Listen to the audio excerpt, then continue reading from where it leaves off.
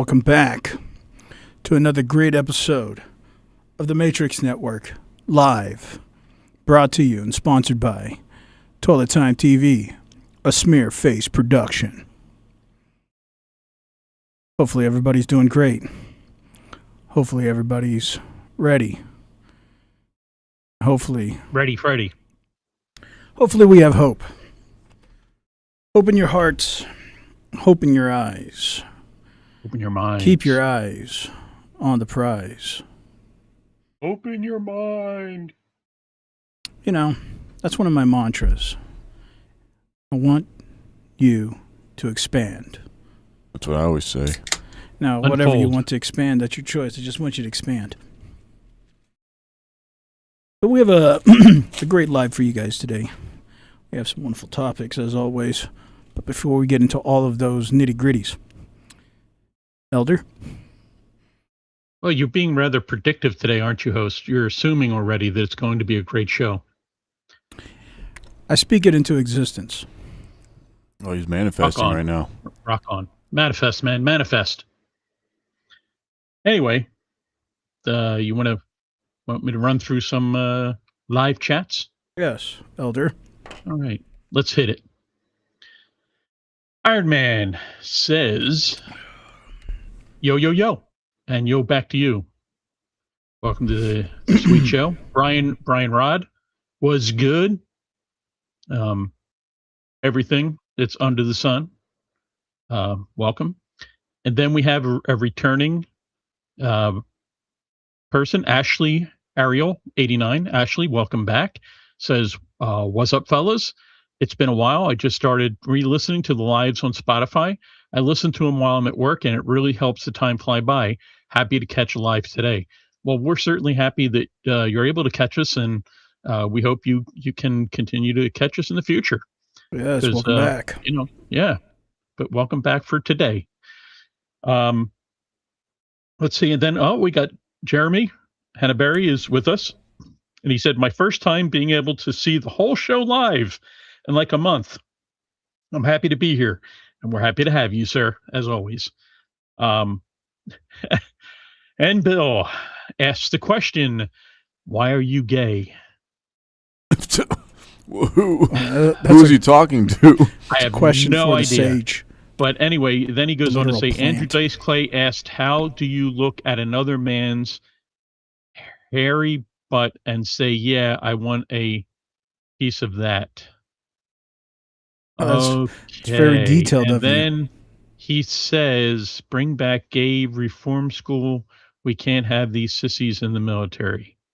Okay, well, that's the person's opinion. We can have wussies. We're open to free speech. Toothless bangles. Yeah. Yeah. And then I said on the way, because people were asking, are we? And then Iron Man goes on to say, clam bumpers are useless. Now, I've eaten many clams in my day, and I've never seen bumpers on a clam. I've seen little barnacles on a clam, but never bumpers. So there you go. And then Ashley said, what kind of clams is he dealing with? Oh, well, I don't know. We could ask that. Could be Clams Casino. He's betting on the Clams Casino. I don't know. But if you want to speak up and tell us about your clams, that'd be great. I don't have any clams anymore, but I did have a clam before as a pet. Did you? Yeah, I had it in a terrarium. Well, that's awesome. Yeah, but it got too old and wrinkly, and then I had to let it go. It was a catch, though. It was a what? You say it was delicious? I didn't make clam chowder out of it, if that's what you're asking. But I did eat other clams. It feels like it was a waste of a good clam. I feel like this is a fairy tale. Well, it could be. be. The fact that I have a terrarium? The fact that you even said that. The fact that you had a clam. Hey, listen, I'm going back to the chats because Ashley said something nice about me, and I'm going to read it out. So because I need it. Anyway, Ashley says, also, I love that Elder is still on the show. Thank you. Glad to still be here on this side of the grass. Thank you. He's very open-minded and doesn't have the same dismissive mindset of many boomers towards us millennials. Well, I do kind of believe in live and let live, as long as you stay off my lawn. Yeah, you guys don't it see was behind awesome. the scenes. Yeah, that's true. You don't. He was awesome he to hurts hear. us. He watches anime. I do watch You anime. don't see all these actually, back shots. Yeah, if you look at my back, there's a lot of marks. And they aren't marks of a friend. Listen, working with you two kids every week, it's a challenge. Who are you calling a kid? I'm an immortal. Is that how you really feel, Dad? Go to your room, son. Okay, Daddy. 3 days in the ancestral hall for you on your knees. I'll deal with you later. Whoa. Reflect on your words. I heard in the past when, like this is way back before I was even born, that they used to make people kneel on raw peas in the corner as penance for something they did. Can you imagine? What about raw rice? Rice would work, not raw. Oh yeah, raw rice. Yeah, not cooked rice. That would. Yeah, that would be right. You put Just raw like rice peas on tape, and then you tape it to their knees. There you go. You'd be a good inquisitor. I have to keep that in mind, especially with that hat. I think you just get started. Yeah, well, we get the Inquisition started again. That could be fun. Welcome home, Daddy. Yes, and yeah. Anyway, thank you for the kind words, Ashley. I do appreciate that. And yeah, I do enjoy anime. I actually like anime. Animation. We were talking about Courage the Cowardly Dog earlier. Yeah, I like a lot of stuff. One Piece. God bless you.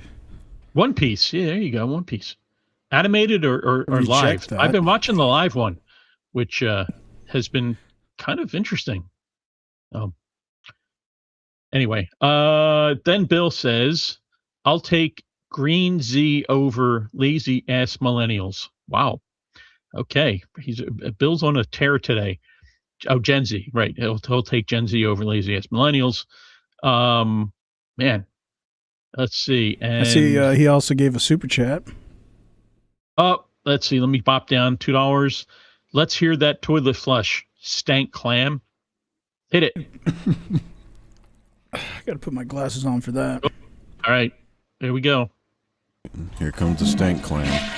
Welcome back to Flush Your Face TV. I love it. I get a kick out of that. Then Bill says, I blame all the Gen Xers for raising these trans testicular homoerotic loving simps. That was a heck of a statement.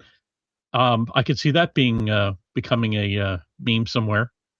Trans testicular homoerotic loving simps. Okay. One for the history books. Jeremy says, glad to have you with us. Ashley, there you go. Shout out to Ashley. Then Bill says, I'm embarrassed to be Gen X sometimes. Well, we all have some in our generation that we should be embarrassed about. And Iron Man says, my dad used to eat raw clams and I took one as a pet and I put it in a bunch of salt water and it died in an hour. So I was upset. Sounds sort of like you have a shared experience with a colleague. Yeah, you have to know how to treat the clam. Sounds like it's some kind of sewage plant. Gotta take it from House is looking at me in some type of way, but yeah, you have to know how to treat the clam. Yeah, if you don't true. Respect the clam, you may as well get out. Yeah. Well, what's your treatment plan? Listen, here's one for you. I know host will love this. Colleague eats bratwurst the long way. Actually, contemplate that. Actually, I eat it from the side. Like spaghetti noodles. Yeah, he's wrong. Yeah. No, I don't slurp it up. You're not a slurper? Oh, you break them in half. But it's too big. I'll gag, so I eat it from the side. Do you crush your noodles no. before you cook them? No, I like those. I like them free flowing, like hair. Yes, you got to. Yeah, I agree. You got to slurp them up, man, or twist them up. You get them. I'm not and you into twist that. them. I smash them into little pieces and then I boil them. No, that's not. Is that And I that eat like ramen with a spoon. Is that an Asian thing? Let's see what else I do wrong. Is that Is that like an Asian thing or? No, it's because I huff and puff and blow your house down. Is that because you fry rice? You It's stay because I away live from in my a house. straw house. Listen, when I go over to the volcano hot pot, I like getting those ramen things, man. You dip that in a hot pot and those noodles, they're so good. Get the spicy broth. Oh, mama. Oh, you're into that Yep. spicy content. Yeah. Got to have a little spice in your life. Yeah, who hot. isn't? Everybody likes spicy noodles. Throw a jalapeno in there once in a while. Got to do it. And speaking of jalapenos, let's go back to Iron Man Bill Denk. And now Iron Man back to Metal Bill Arthur. Denk. Where we at there? After eating the bratwurst the long way. That's hard to say. He says, I don't want to hear about back shots. I had a very old clam and it grew a beard. And he said, sex nowadays. I reject that. Wait a second. All right, let's gain our composure. He says, sex nowadays is like Clam's Casino. You don't know what you're going to get. Well, that's right, because that casino is gambling, and either you're betting on red or betting on black. You might come back with crabs instead of clams. Or you could hit the jackpot. That is true. Or you could hit the jackpot. Yeah. Yeah. Nobody ever hits. No. You don't get hit. You're not hitting it. What? Not in my spittoon. It's too bad for you. Yeah. And then he said, I saw a video where Amazonian school children have to walk 4 hours each way to school every day. Host, did you ever have to do anything like that in Korea? No. No, you walk 2 hours a day to school. Well, I was East Asian and Africanian. Is that what he said? Or Amazonian. The Amazon. They have different habitats. Aha. Man, I'll tell you what, Bill's prolific today. He said, oh, wait a minute. Oh, he said something and then it disappeared. Okay, so he's kind of getting like Tom there. Delete his comments. Okay, so at this point, that is the chat. So back to you, Jim. Excellent. When we were talking before the pre-recorded, me and colleague, about the future. What does the future hold? I was telling a colleague, I think that within the next 2 years, it's going to be something that really solidifies this transitional period. But I'm only saying that because it transitioned from that to, are we living in a more evil time today than 60, 80 years ago? And the reason why that question was so prevalent was everybody feels like, well, you got two sides of the coin. You got the people who are more optimistic about the future, more positive, and then you got people who are more dystopian or negative about the future. And I wonder if it's the unknown factors that cause us to think that the future is going to be worse. And then worse, usually correlates with evil or bad. And if you think it's more positive, you don't think that it is as much. Like a good example would be, do you think our society today is more evil and more bad and more wicked, using these certain adjectives on purpose, No. than 80 years ago. Now, we projected also this Yes. slightly to Elder, and I think Elder has the proposition that it is. Elder doesn't know what he's Absolutely. talking about. It's not like he's old. What? Who are you? Get out of my living room. Are you talking about hot buns? Hot cross buns. Do you like paste-filled buns? I don't know what paste. Is that like when you're in kindergarten and you're eating the paste? No, you've eaten those mushies, right? Speak English. I don't understand. You never eaten a mochi? No. You talking about a mochi? Yeah, mochi. Yeah. An emoji. Yeah, I An have. I've eaten an emoji. Yeah, sure. Well, the question really comes down to, Elder thinks that we live in a more evil and wicked time frame. And I'll let Elder explain why. I actually think we live in a more, I don't want to use the word good, because I don't want to project a moral ethic here, but a more friendly era and time frame. And I think colleagues probably somewhere in the middle. But there's a reason for this questioning. Like everything I talked about last week, I was talking about child birth rates. But the real question is the underpinning thing is something deeper. And, maybe you go back and watch it and see what it is. But this has a deeper meaning around the questioning too. But before we get into any of that, I agree with Iron Man. I reject that. So, Elder, why do you think we live in a more evil or wicked timeline?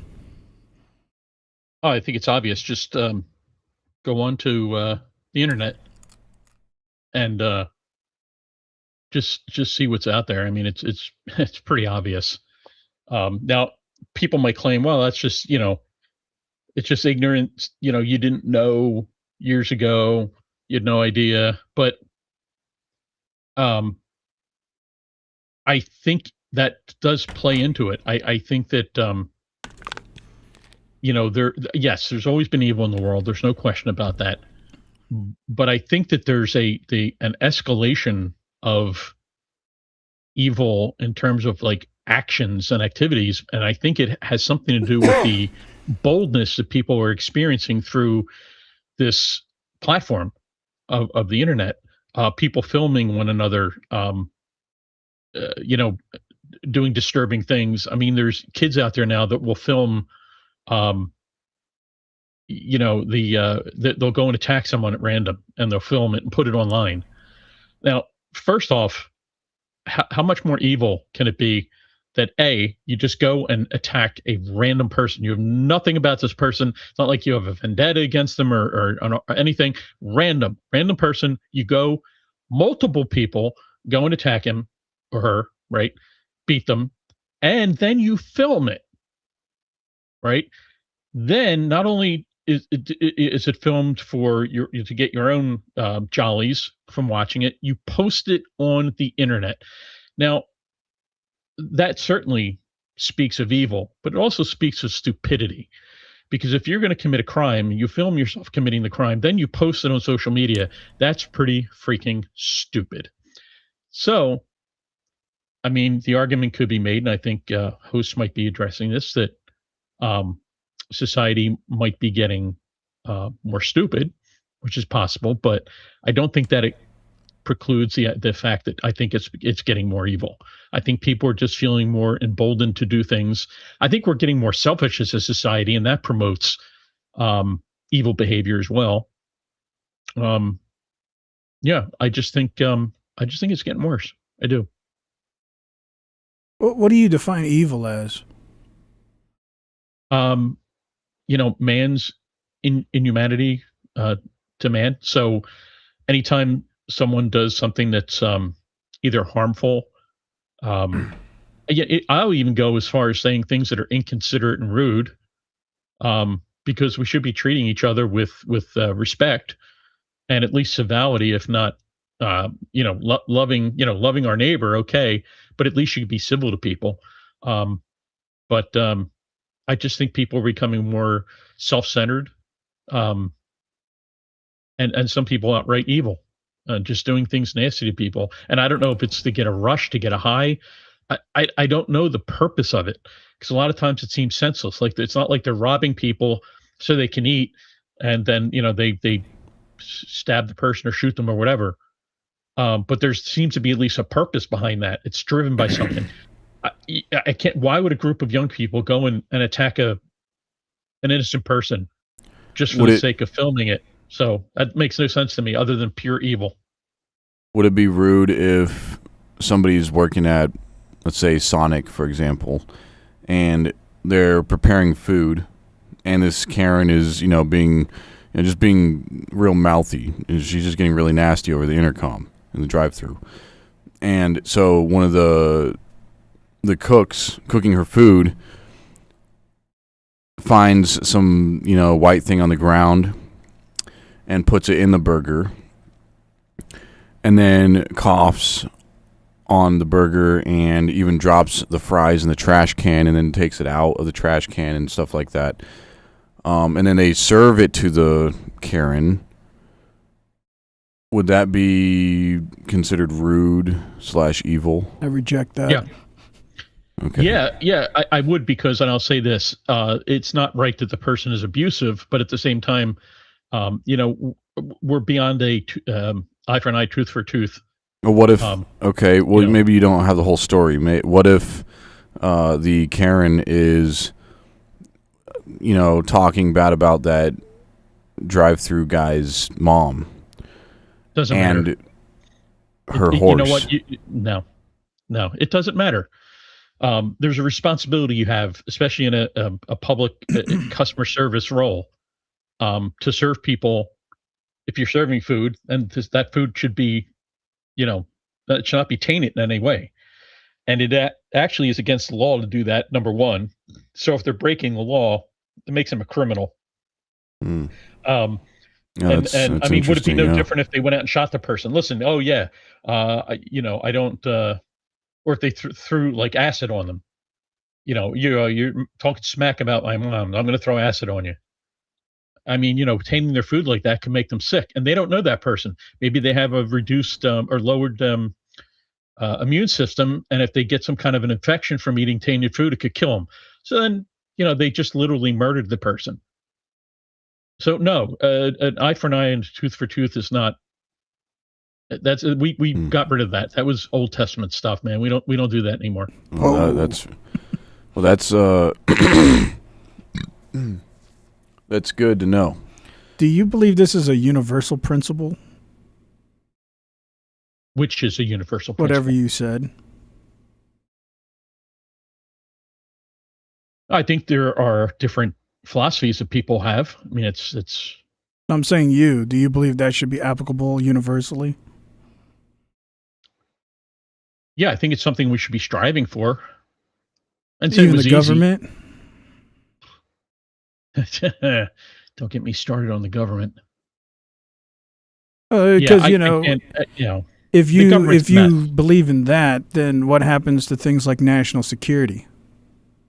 Now, I would say on an individual basis, we need to deal with that on an individual basis. And quite frankly, if we started taking responsibility for our own personal actions, again, I think it would be a better world, because you just have to be nice to the people you come in contact with.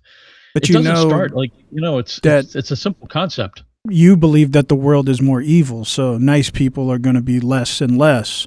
So that means you're just going to be the nice ones that get evil shined upon. Oh, I don't think there's an overpowering of good versus evil people. I just said evil feels like it's more prevalent because of what we're experiencing. But I didn't say there weren't lots of good people out there. I believe there are lots of good people out there. People that are rising to the challenge, people that are, taking the tough road. No, I believe they're out there. I certainly do. I wonder if that's the case. if good people exist. Maybe nice people do. I don't know. Because I wonder, and you guys can tell me where I'm wrong, but I wonder if it's been my experience that nice people are either naive or they're trying to sell you something. So, Yeah. if you go to a small town, you run into a lot of nice people. They're all nice, and it's just because they've never been hurt before by anybody. This is why it's, if anybody ever wanted to sell anything, timeshares, cars, anything, go to a small town. You could sell those people anything because they will believe that you're a good person and you actually care about them. And then you could do whatever you want. They're that gullible. They'll believe anything you tell them. Anything you sell them, they're going to buy it. Because they haven't been exposed to the reality of the real world yet. So it seems like nice people are either naive or they're trying to sell you something. If you go to a big city and somebody's nice in a big city, it's because they're probably trying to sell you something. It's not like they actually care about you and your family and they're actually looking out for the best for you. They're trying to look out for the best for themselves and their family. That sounds like a very nihilistic view of humanity. Well, prove it wrong. So you've never experienced someone being kind to you that didn't look for something in return? Well, something that would benefit them, like feeling like they are a good person, they did their good deed today, they earned another notch in their belt that they can go brag about to their friends. I think that a lot of people do that kind of stuff. Well, that is possible, but there's two things. Number one, you wouldn't know that if they went. You don't know what happens after a person does something. Even say something as simple as holds the door for you. And I know that's very simple, but I'm just trying to get to a point. So someone holds the door for you. Rejected. God bless you. Oh. And then later, they go and say, "Hey, listen, I held the door for a guy today. Oh, it was really nice of me." Just swallow it back down. You'll be fine.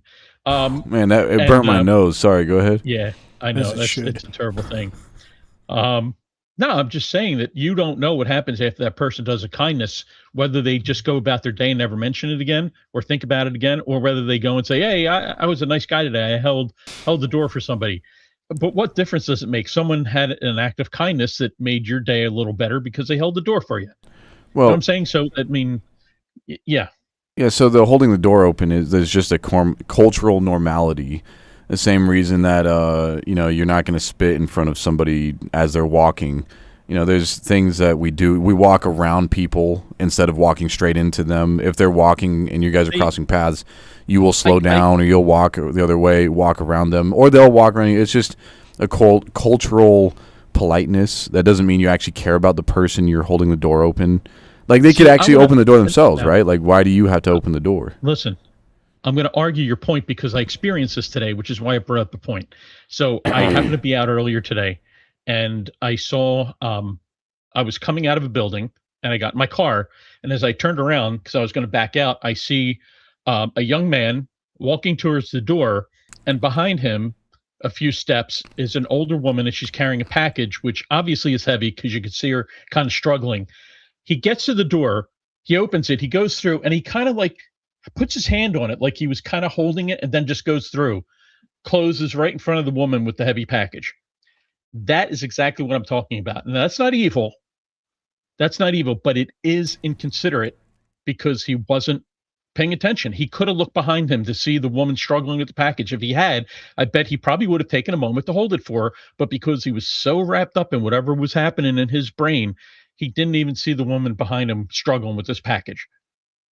And that's a kind of inconsiderate. It's not evil, but it is inconsiderate. And to me, they're not that far away. But you be inconsiderate enough to people, and I think you start bridging over into being evil. It's a stepping stone, like a gateway drug.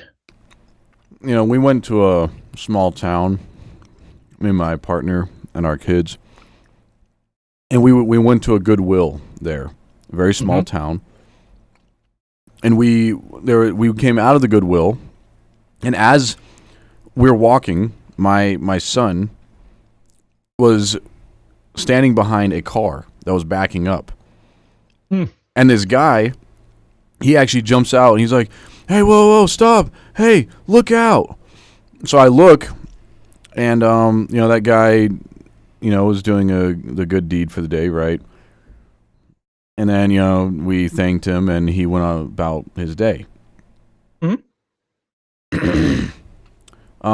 My son was like 20 feet away from that car, wasn't even close to him. It would have never hit him. But that guy got really scared, like his face. He was so scared that my son might get hit by this car. And then, of course, we said our goodbyes, and he drove off. We never saw him again. What are you trying to say? I don't know him. He doesn't know me. He doesn't know my kids. Yeah, I know. That's the magic of doing something nice for someone not knowing them. So why is he pretending to care? Maybe he wasn't pretending. Maybe he thought your son was in imminent danger and tried to save him. There's not like there's anything wrong with that. It would have been a lot worse if he had kept his mouth shut and not say anything, and the car actually did back into your kid. Nothing would have happened. My kid wasn't in any real danger, but that guy, that's a perception. He scared my wife. He didn't scare me. I don't get scared, but of course not. He scared my wife. That's powerful. Yeah, and he scared my sister, but I didn't get scared. But nothing would have happened. Well, you're saying that. But how do you know? How do you know if the guy in the car didn't accidentally, he thought he was hitting the brake and accidentally hits the accelerator instead? So he looks back and sees there's someone behind him. Oh, I'm going to hit the brake. Oh no, my foot was on the accelerator. I don't know what I'm doing. I hit the accelerator. Speeds up actually. That's the kind of weird stuff that happens. And yeah, so in my opinion, better safe than sorry. I mean, if an individual saw a person that was in potential danger and said something, to me, that person is stepping up. That person should be commended. Because they could have ignored it. They could have just shut up. They could have not said anything. But they at least potentially, they saw a potential for harm and said, no, I'm going to just do my part to try to make sure everyone's safe. There's nothing wrong with that, man. We need more people in the world to do that. So I left out a chunk of the story. Before he left, he came to us, after he saved our kid. He came to us and he genuinely cared about us. And then he showed us these timeshares. Did you buy one? You should have bought one. He wanted us to buy. He saved your kid's life. You should have bought a timeshare. What the heck? Come on, man. We bought 2 of them. Good for you. Can you lend one to me? So did he actually care about us? Well, you could connect the two. I don't know. Maybe he was looking for a door to open to get a chance to talk to you. Certainly is possible. Or, maybe he was a timeshare salesman and he just happened to care about your kid and didn't want him to get hurt. But then he's like, well, now that I'm talking to you, I do sell these things. So you would be interested. And you know what? You always have the option to say no. So there's that, free will and everything. So well, let me add to this dynamic. Well, the timeshare thing never happened in that story. But yeah. I wish it had. It happens all the time. Vacation. Anyway, you were saying? Let me add to this dynamic. See, the reason why I brought it up, well, there's multiple reasons, but the surface reason is I think we have this idea of good and bad because of a belief structure. And I don't like to say things are good or bad because they're biased on our own structure of what we think the world's supposed to be. Sure. What if we reframe it and saying there are justified acts and unjustified acts? And you could probably. And how do that. I define that is there's 3 spectrums. They are the ones who have capacity. Now, capacity leads to justified and unjustified acts.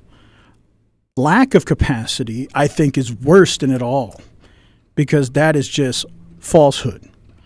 Example,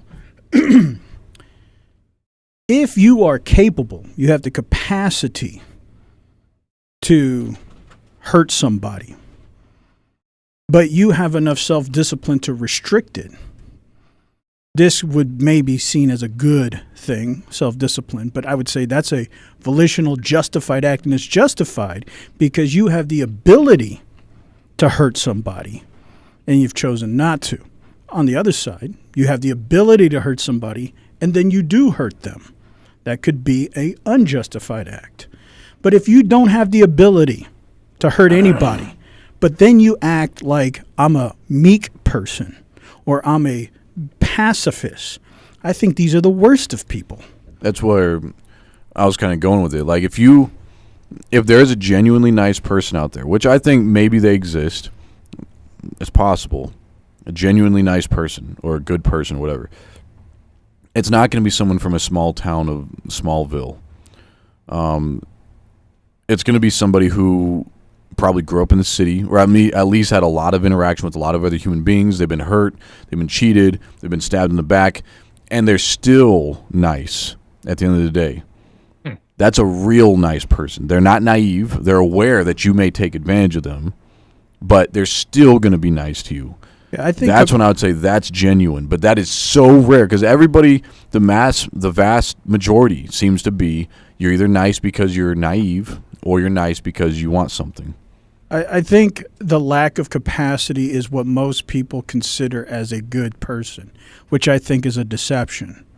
Because people say, I would never hurt that person, or I think I should turn the other cheek, or whatever the pacifist function is. My real question is, do you just lack the capacity to be violent? And so you are shielding yourself behind this idea of meekness or humbleness or this righteousness. But the truth is you just lack capacity. And so you're really just fooling people. You're a deceiver. But a justifier or an unjustifier would be, I could severely hurt you, and I want to severely hurt you, but I have the capacity to do such. Right. But I have chosen not to. Right. That would be a justified act. Yeah. Or I'm going to hurt you because I want to hurt you. That could be an unjustified act. I think that's the criterion people should look at, because when you see that, then you can say, oh, there's an evil. You can call it an evil because now you realize this person had capacity. And so now they acted on that capacity unjustifiably, so you call it evil. Or somebody had the capacity to be self-disciplined, and you see that, so you could call that a good act. But I think what a lot of times people shield these ideas of morality is around these falsehoods where people act like I'm a nice person or a good person, or even a bad person, like showing off false ideas of viciousness. But inside they know they're a coward, but they pretend that they're just really like a bully. Yeah. I think those are the worst of people. I think they're worse than good and evil. They are just high deceptors. Maybe we can call them Geevil. Yeah, they really would be. That's why I don't like to use these words good and evil, because a lot of times we say that through a projection of our worldview. Sure. And I think that's really important because I think people forget about capacity. Like, you're saying if everybody opened a door, everybody did these things, but those are very subpar levels. Like, those are the things anybody could do. But how many people could get punched in the face and have the ability to retaliate and say, I'm going to choose not to? But you have to have the capacity to be vicious for that to be a justifiable act. I get what you're saying, but I mean, we're talking about, to make an example like that, you're talking about self-defense. If someone comes up and punches you in the face, you have the right to defend yourself. Yeah, I get that. I don't think it's good or evil. I think my point right is there. Self-control is actually a byproduct of capacity. A coward doesn't have self-control because they don't have capacity. They're just going to pretend that they do. It's like, oh, I'm going to turn my cheek. That's not a self-controlled individual. That's get what you're somebody saying. who's just It's a because coward. you don't have the capability And they're just of lashing back hiding out. behind Right. this idea of being a righteous Right. or good person. So at the If end you of the don't day, have though, capacity, everything is false. I understand, and that makes complete sense. I can't argue against the point you're making, but what I want to say is, at the end of I the reject day, that. is the that Not seems to you. be your Whatever's motto for going on today. over here Yeah. on this Oh, no, camera channel he's 2 over manifesting here. something. Yeah, get across in holy water. It might be bad. I think that you also have to look at the end result too. I mean, if the end result is positive, you know, then does it really matter where the cause came from? Like, if the end, like I said, if the end result is someone comes out better, they're not harmed, they were saved by something, they were helped, they were assisted, regardless of the intention, it had a positive outcome. So isn't that still a better outcome I don't think so. than if Look they at weren't? what Michael Jackson did. Talking about Michael Jordan. Okay, go ahead with that. Go ahead. No, well, you guys know Michael Jackson, and he healed children. Ask Macaulay Culkin. Ask his brother. I can't remember what Macaulay's brother is, but the only reason why you say that is because he had capacity. But look at where they're at now. Like the brothers are famous movie stars. Macaulay and his brother. They were healed name by you can't Michael remember. Jackson. Whose name you can't remember? He's so famous. Well, yeah, well, he's in a lot of movies and shows. You guys would probably recognize him. I can look him up real quick. But the reason why I say no is because I think everybody has selfish intentions. But they grew from that experience. Is what I'm saying. Like they actually became better people. They grew up To Elder's point. a fruitful No, tree. here's Yeah, an like interesting acorns point. grow. Michael Jackson, like obviously everyone pegs him with the whole PDF thing, but No, he wasn't. He was healing those children.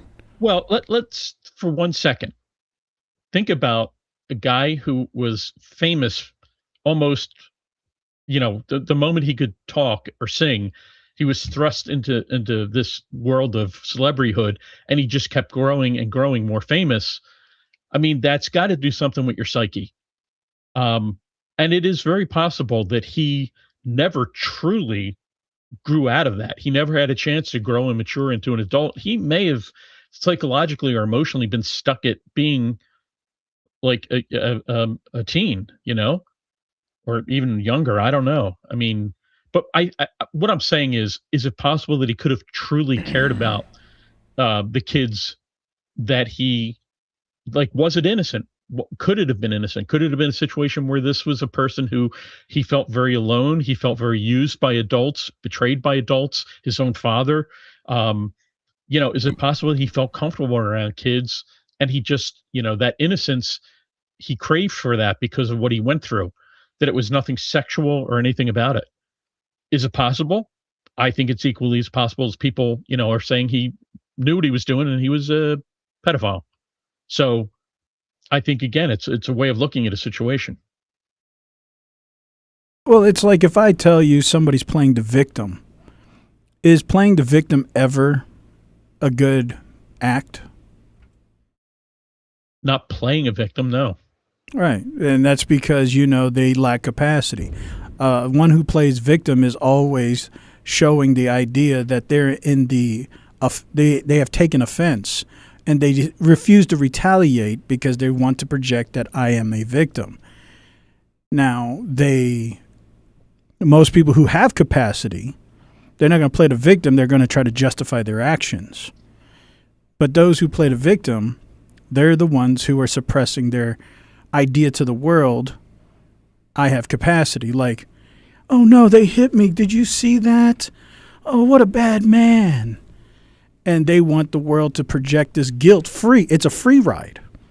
Oh, there's a lot of victimhood out there. Right, that's what I'm saying. It's just one of out there, man. many examples of this idea of a so-called justified person, but it's really just a manifestation of a person that lacks capacity. And they're trying to get a free praise. They're trying to get free empathy, trying to get free sympathy without doing anything because they're a manipulated individual that's trying to get this free ride by not having capacity. Because if you found out they had capacity, And they did that, play victim. Like, picture Arnold Schwarzenegger playing victim. That looked very strange. It looked very weird. But now if Arnold Schwarzenegger said, I chose not to hit you, and you should take that as mercy, you would say, oh, okay, I get that. But if he was like, oh, no, did you see that bad man? He hit me. That would seem very strange. There's something different about those who have capacity and do something and those who lack capacity and try to get the free empathy.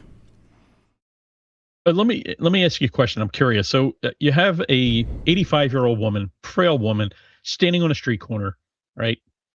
Some guy comes up to her and punches her, just randomly, just punches her. She goes down. It's either he's high on something, B, mentally disturbed, or 3, evil. Well, I would say the reason why you can even consider that evil is because the individual had capacity and acted on it. So You'd never see somebody do that if they didn't have the capacity to do it. Like if they were a very passive person being a victimizer. They'd never be on the offense. here's the earlier. That old woman, would it be wrong for that old 85-year-old woman to say she was a victim of that attack? No, because she wouldn't be playing the victim.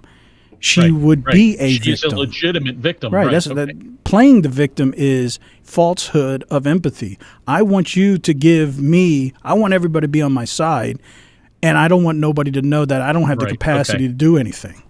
Yeah. If Arnold Schwarzenegger was standing there and a guy came up and hit him, and he chose not to, that's a self-control action. Right. Now, if he chooses not to hit the guy back, right, or if he chooses to say, oh, ow, he hit me, he hit me. But that's all justified or unjustified because he had capacity.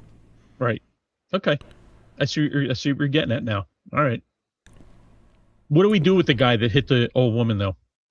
Well, I would think retaliation would be justified.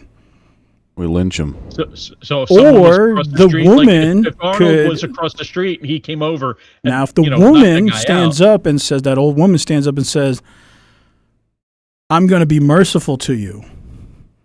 Instead of crying the victim like, oh, did you see what he did? She actually stands up and says, I'm going to be merciful to you. She has the capacity to get people to retaliate on her behalf like the police. But if she chose not to, see, capacity is just not. I have ability to retaliate or do some justified act, but I choose not to. Capacity is the point of validity. Lack of capacity proves that none of this is valid. It's all a facade. Interesting.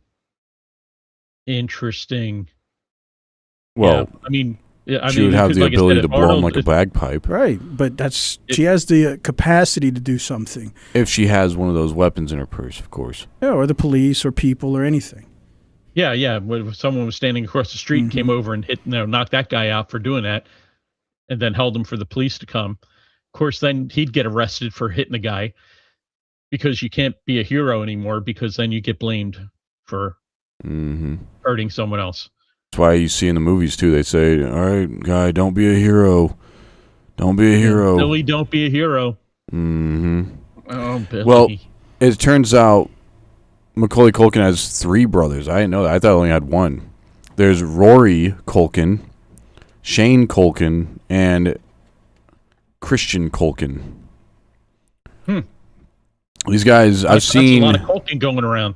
I know. I've seen the Shane guy and the Rory guy in several different films. But here is Michael, and I ain't talking about Bublé. Is it really appropriate for a 44-year-old man to share... Oh, hold on. You're refuting Let me see if... Oh. It's glitching out.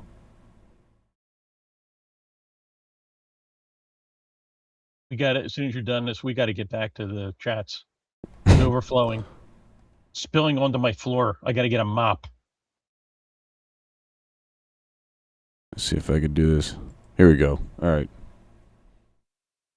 Appropriate for a 44-year-old man to share a bedroom with a child who is not related to him at all? That's a beautiful thing. That's not a worrying thing? Why should it be worrying? Who's the criminal? Who's Jack the Ripper in the room? This is a guy trying to help heal a child. I'm sleeping in a sleeping bag on the floor. I gave him the bed because he has a brother named Star. So him and Star took the bed, and I'm on the floor in the sleeping bag. Did you ever sleep in the bed with them? No. But I have slept in the bed with many children. I sleep in the bed with all of them. When Macaulay Culkin were little, Kieran Culkin would sleep on this side, Macaulay Culkin's on this side, his sister's in there. We're all just jamming the bed. We have the footage. I have all that footage. But is that right, Michael? It's very right. It's very loving. That's what the world needs now.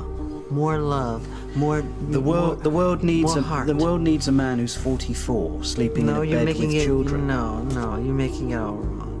Well, tell me, help me. Because what's wrong with sharing a love?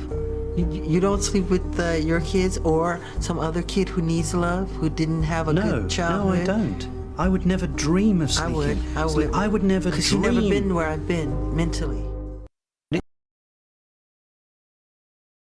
You know, the only reason anybody feels anything is because they know he has capacity.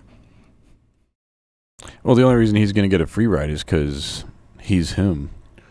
That guy is Jackson. Like, you're not going to come against Jackson. Well, he's also very dead at this point, so it doesn't really matter. Right. Well, I mean, it looks funny, and that guy's right. And, you know... Of course it looks weird, because it bucks what society is saying right now. Yeah. So... I'm sorry, Miss Jackson, if this is offensive to his mom or his... Did he have a wife?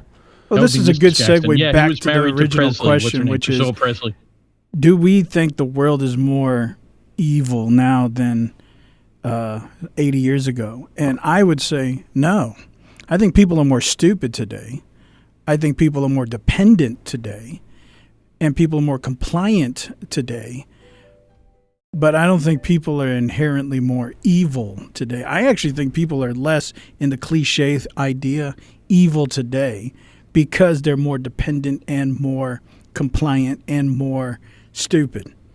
Well, if you maybe Michael Jackson had a point that we should allow 44-year-olds to be in the bed with children because that's love. If you face... See, that even sounds so wrong. If you face circumstance, you build adaptational skills. If you don't face real life circumstance, you become oblivious and dependent. And so you face circumstance. Like a good example is, if you've never faced a tornado coming at you, you got two options inherently. You're going to run or you're going to freeze. That's literally it. Now, once you face this circumstance and you made it out, you have now gained adaptation skills. And the next time circumstance arises, you are probably now the chances you won't freeze and you're going to do what was successful the previous time. But if you are never experiencing these kind of circumstances because you have become so dependent on comforts and compliances, when you do finally interact when you're 30 years old instead of when you were 15 or 14 or 10, you're going to start freezing at 30. And it's not because of anything other than lack of facing circumstance. And the reason why I say that is, a colleague brought up a point. You know, when he was a kid, was it your father? Well, his father threw him in the pool and said, "You're going to figure out how to swim." Now, a lot of people, older generations, would think, well, you know, that's fine. A lot of kids did that. I would say that's a evil. You have forced the circumstance to manifest outside of the volition of the child. But is that a inherent evil? I would say on the surface, you could say that, but it caused the child to build adaptation skills, but at the cost of trauma. Now, today's kids, they probably won't experience that because we live in such a sensitive society. Everybody's going to get demonized if you had thought about any of that. So kids would never experience those kinds of non-volitional evils based upon them. So now they're lacking adaptation skills. So when they finally do get somebody throw them in a pool when they're 30, they're going to die. Yeah. And so I would say today we live in a more good society, but that comes at the cost of adaptation skills. This is why I don't like to use the word good and evil. Yeah. Because inherently, I don't think either one is good or bad. But one creates circumstance which builds something, but it causes trauma. And the other one don't allow you to build adaptation skills, which then causes trauma, which is worse. Well, the second one will tend to get you killed faster than the first will. But which one is give you more those skills. sensitive to the volition, to the individual's independent volition? Well, here's there's an interesting thought came to my mind when you said about throwing the kid in the pool. Mm-hmm. I think the difference is if you throw him in the pool and you're standing there ready to jump in if he flounders, is one thing. If you throw him in the pool and turn and walk away, that's another.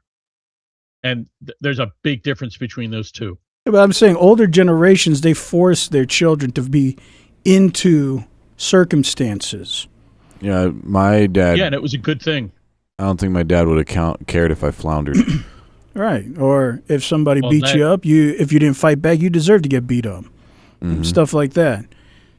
But that built also trauma on top of adaptation skills. Now today, if somebody said that, it's like, hey, elder, you should fight back or you deserve to get punched in the face. Well, what if you don't have the capacity to fight? What if you're a more passive man? Now, is it justified for somebody to say that? I would say no, because you lack the capacity. Yeah. And so I'm saying, again, you kind of, I mean, you're looking at the idea of youths and how they grow up into adults based on what happens to them as youths. See, there's a difference between teaching and non-volitional circumstance. If I want to teach my kid how to swim, I should go in there, sacrifice my time, and teach my child how to swim. If I throw them into a circumstance non-volitionally, they don't want to, and I force them into a circumstance that could be traumatizing or possibly damaging, and you call that good, I would say, no, that's laziness and selfishness. Right, I get what you're saying, but because the kid does not have capacity to swim. In to rescue him. He lacked capacity. Well, what about the kid and the stove? All right, so you tell the kid over and over and over again, don't touch the stove, it's hot, you'll hurt yourself. You could say that to your blue in the face. The kid goes up and touches it and gets burned.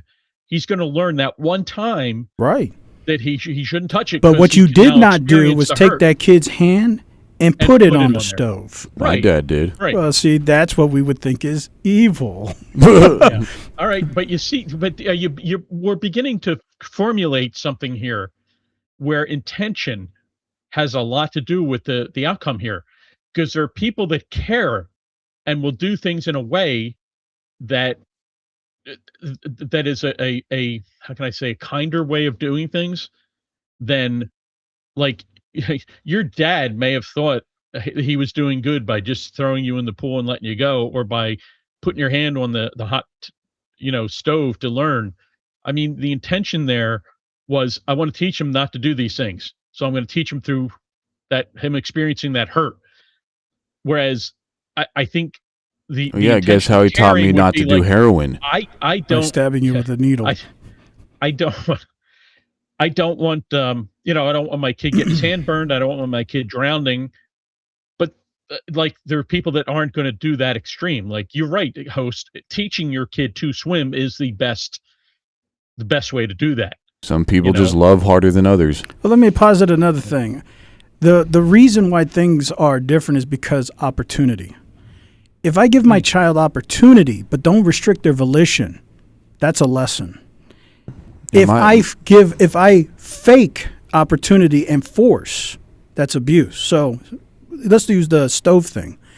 I tell my child, don't do this. And now they have opportunity to listen and not do, but I did not force them to. Opportunity is volitional. Right. That's a lesson. But I take a hot stove, I turn it on, and I force them to learn this. That's not a lesson. Yeah. That's abuse. See, it wasn't like that. Well, my dad was healing me. Opportunity. He was a healing process. Opportunity is only true if volition hasn't been restricted. When you force that is not a lesson. That's going to create a trauma. and that's going Now to you create a say, fear. Look, you don't Positive get to be towards like the one me that's without. teaching. You have to be healed to get to where I'm at. And that's why I say I think things in the old times were forced, and they weren't having volition. I'm not saying we're better today. I think we're more stupid today, inherently, because we don't allow children to have opportunity. You don't let them go play. You don't have to force them to go cut their hand with a knife and force it, but you restrict opportunity for them to volitionally learn lessons. Yeah, because my dad you gave don't, us knives when we were young. Yeah, but you had a choice what to do with those you had a knives knife unless he fight. sliced your own finger. Yeah, many times. Yeah, well, that's a Yeah. different story. See, that's what I think is different. Today, we don't allow our children to go out into the world and have the opportunity to learn lessons. To have a knife fight. You're absolutely right. I think maybe there was some good that colleague's dad did. He was teaching him how to be a real man. Well, You I know? don't know. Again, face force that is fire. not a lesson. That's You trauma. take that knife There's- in your hand. You don't live in fear of plunging that knife into another person's gut. That's right. Well, same thing with weapons. Right. I was going to You go know, into hunting. Yeah, my we had weapons laying around, so they and of course my dad didn't care because it would teach us a lesson. You're not going to do the same thing twice, you know. Well, Yeah, so everything, everything I'm saying, not everybody gets a second chance. everything I'm saying is summed up by that old adage, in which we all know: you teach a man to fish, you feed him for a lifetime. You give him a fish, you feed him for a day, and that's everything summing up. If I don't give you the opportunity to go fish, you've never learned anything. There's no lesson. If I give you a fish, I've forced it. That causes dependency.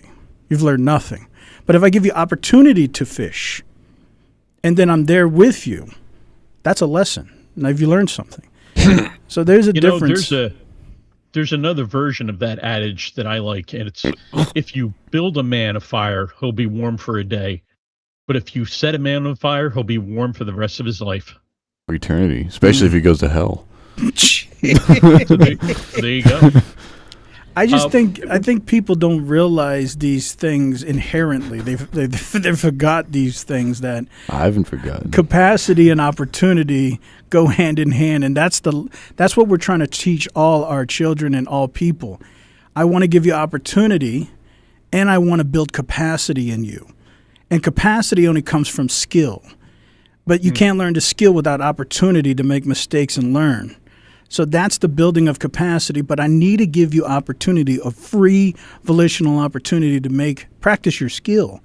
If I force it, you're just going to you're going to try to please me. You're going to try to say, I want to be like my dad. I want to be like Superman.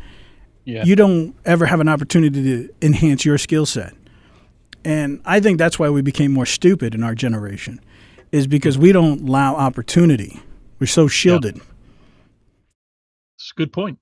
And I can't disagree. I can't disagree with you. But what I would agree with is reading the chats, because we are way behind. So Iron Man said, bet on Clam, got the ace of spades. He says, I think crime is the same. It's just more open now because of the internet. There's always a 50-50 balance between good and evil. It never tips too far to one side or the other. What elder you don't understand a psychopath's mind? What's reasonable to you is unreasonable to them, and vice versa. People are willingly ignorant nowadays just to prove their point, even if it's wrong. I think bombing Gaza is rude, and then thinking that a child predator thinks it's like trying to understand a crocodile. And then we'll switch over to Frederick. Welcome to our live, Frederick. Welcome in. And he says, well, crocs are satanic. It possesses people. ACC to Islam. This is the lowly Muslim ever. I'm not sure what that means completely, but Iron Man then goes back and says, I stop holding the door for women if they look like feminists to me. They want to be equal. They can get their own damn door. Frederick says, you a Chad, Brove. Are you from England, Frederick? Can you sound? It sounds like what a person from England would say. You a Chad, bruv. Anyway, that was my British impersonation. Iron Man Bill says, my sister owns a game store, and none of the guys ever hold the door for the ladies because they were told their whole life that they're equal. They don't have the chivalry that us older generations have. I will agree that chivalry is definitely dead, or at least it's on life support. Frederick says that how brainwashed you Americans re. Okay, that could be something in English, British English. I don't know. Bill says feminism is pure evil brewed up by the tiny hats. Of course, had to throw that in there. Tiny hats. How about we just go with humans because humans suck. And then Bill says he pretended to care because his ego was hurt and he needed someone to feel bad for him. Hurt. Yeah, that's what I thought. And then he says, my pet Glock scares everybody. And then Frederick says, your pet last name Dookie? And then Bill says, I grew up with a Glock Dookie. Remember that? No. Yeah, those First name Glock, last name Dookie. That just hit me in the face. Oh, they're talking about those prison guns. Yeah. No. It was before my time or after my time. And then Bill says, I grew up with a black kid, Dookie. Well, you know. And then Frederick says, colleague is spot on. Yeah, Heaven knows how long ago that was. Yeah. Then Bill says, then we called him Digadoo. And then Frederick says, my father is the abs nice person. Oh, absolute, maybe? I don't know, abs. Then he says MJ was innocent. They framed him and agree with Elder. So is that Frederick, Mary Jane or MJ off Spider-Man? Yeah, she was like, Tyre, you hit the jackpot. No, that's Michael Jackson, I'm sure. So that's when we were talking about Michael Jackson. And what I was saying, just so we're clear, Frederick, I didn't necessarily say what I said was true, and I believe it. I'm saying it is possible that was the case. I just want to be clear. I don't know what happened with him, and I guess we'll never know what happened behind closed doors. But, you know, all you have to do is sit and listen to him, and it's hard not to see that there's a broken person there that, you know, could very well have been completely innocent and just wanting to help children because he was so abused. It's possible. Well, it is sad because a large percentage of abuse victims, either when they get older, they become the abuser and treat people how they were treated when they were younger, or they just keep on being abused. So they find somebody that will keep on abusing them because it's just what they're used to. Yeah. One of the two. They either become the abuser or continue to be the abused. And, you know, we could feel bad for MJ all day. It's just weird to say something like that in an interview that, yes, I lay in the bed with children as a 44-year-old man. And not only that this is what love looks like. Yeah. All of America, this is what we need right now. And I agree, you know, America needs more love, but is that the version of love? And it's not like he's ignorant and naive. No. He can't be naive about what's out there and that there's 44-year-old men who are going to take that and say, yeah, you know what? I like that. And go like, so that's a little off that he would say that still. I don't know. That's what happens when a father forces their hand on a hot stove. Yeah. Wow. Host, good point. Yeah, I don't know. He was a very broken person and you very take damaged. Away opportunity through non-volitional action. I think what makes me the saddest is if he really was in that place where he was so broken that he really did care about these kids because he never wanted them to suffer the way he did. And he really felt in his heart like that. And then here we are, because we're such a a jaded society that we're just looking at that and saying, "Oh, obviously he was doing something bad. He had to because nobody has good intentions like that." And I don't know. It just makes me sad to think that maybe he did. Maybe he really did, and we were all wrong. I don't know. Well, even if he's innocent of all that stuff and he didn't do anything, why would you tell everybody that you too should be sleeping, not sexually, but laying in a bed with a 44-year-old man? Why would he be encouraging kids on national television? So he's innocent, fine. Why would you be encouraging and telling little boys and girls that's normal, kids? That's actually what real love looks like. No, that I wouldn't be definitely telling is wrong. people that. There's no question. No, I get it. I get That's it. because a father takes their hand and forces it on a hot stove. He may have been so twisted by that trauma that he lived in a fantasy world himself, and he just thought, well, it's completely innocent, so anybody could do it. Maybe he did. Maybe he didn't know. I don't know. Okay, that's the problem. One more thing. If he was that broken and he was abused as a kid, then he's not he's not in a fantasy world when he says stuff that he said. If he was abused, like other children are, if he was broken because he was abused by other people when he was a little kid. Yeah. So we're in Bosnia. Yeah, I know. It sounds like someone's going to drop a bunker buster on us. Bunker buster. But he has to know, being an abuse victim himself, he has to know what that looks like and what it sounds like and why you shouldn't be doing that kind of stuff with little children. Like, if you want to heal... If you're in your right mind. The reason he's not in his right mind is because that happened to him as a kid, right? Like, that's what broke him, was a 44-year-old man laying in the bed with him. Anytime people go against sociological norms, it's because they were prevented from volitional opportunity. They were forced. It's the only reason you can justify going against sociological norms, because you don't care if you're demonized, because to you, this is the truth. Because you never taught them through opportunity. Like I said, I don't mind saying he's innocent. No, it's not innocent or not, he can't, of all people, he can't claim that he's naive about what goes on with a 44-year-old. If a handicapped man kills somebody, it's still guilty. It's not about innocence or guilty. It's just explaining. It's like a theorem. You're explaining the phenomenon.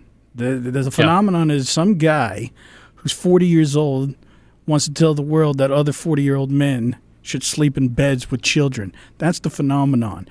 You have to explain why. And the explanation is not innocent or guilty.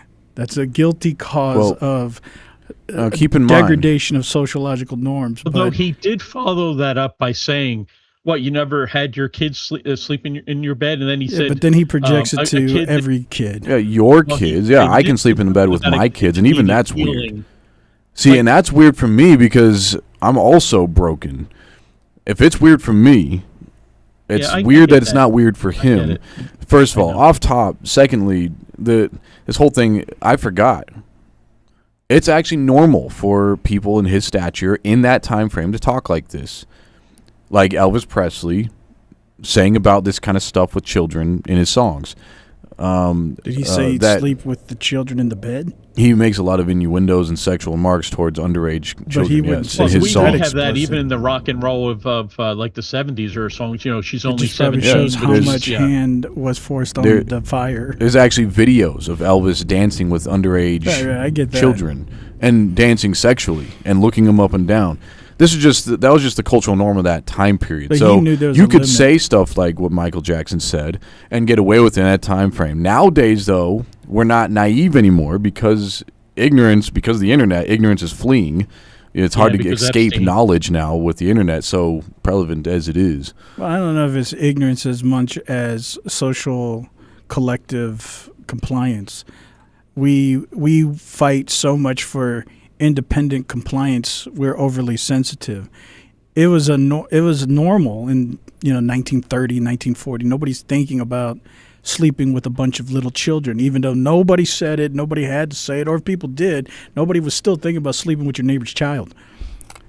Today we have to say it, even though still the same idea exists. They Nobody's sang about it. Yeah, what I'm saying is They literally sang about but it in they're all not- in those old songs. but they're not saying I want to sleep with your Think- neighbor's child in think my of it. bed. We didn't listen to those songs and think, "Oh my goodness, he's a pedophile." Right. Like well, we there's- think it now, but we didn't back then because back then it was just normal. Everybody was singing like, "Hey, little girl, what's your name? What's your name?" right. Yeah, You know, exactly. little girl, what's your name? Little girl. That's a normal song. Was normal back then. Now people are taking a second look at it and thinking, well, that's kind of weird. But there's normalities all within the cultural hypersensitive now function. to Or the Bob predator. Dylan's song saying, you know, she breaks like a little girl. It's like, what are you talking about? Who talks like that? You break like a Bob little Dylan girl, or talks she like breaks. that. He's talking about a boat or something. I'm It talking breaks about like a a little boat. girl. And What are these you saying? airplanes are I'm a killer. I pedophile. don't know. Bob Dylan, don't you mess with me. What's that? I said, I'm Bob Dylan, don't you mess with me. Talking about a boat. Yeah, that guy's some Bob people's Dylan, I'm idols. going to sing. Bob Dylan. Well, you know, let's take that for an example. What we're talking about. Does that mean that a long time ago times were more evil?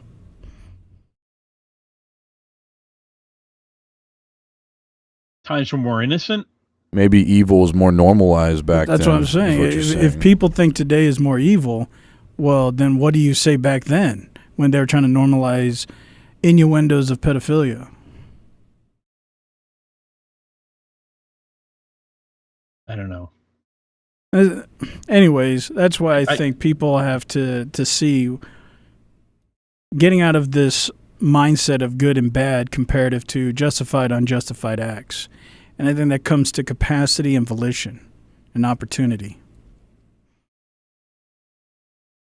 Back to the chats. Yeah.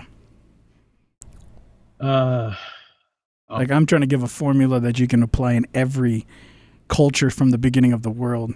Good and bad, that's you can't answer what's good and bad in every culture.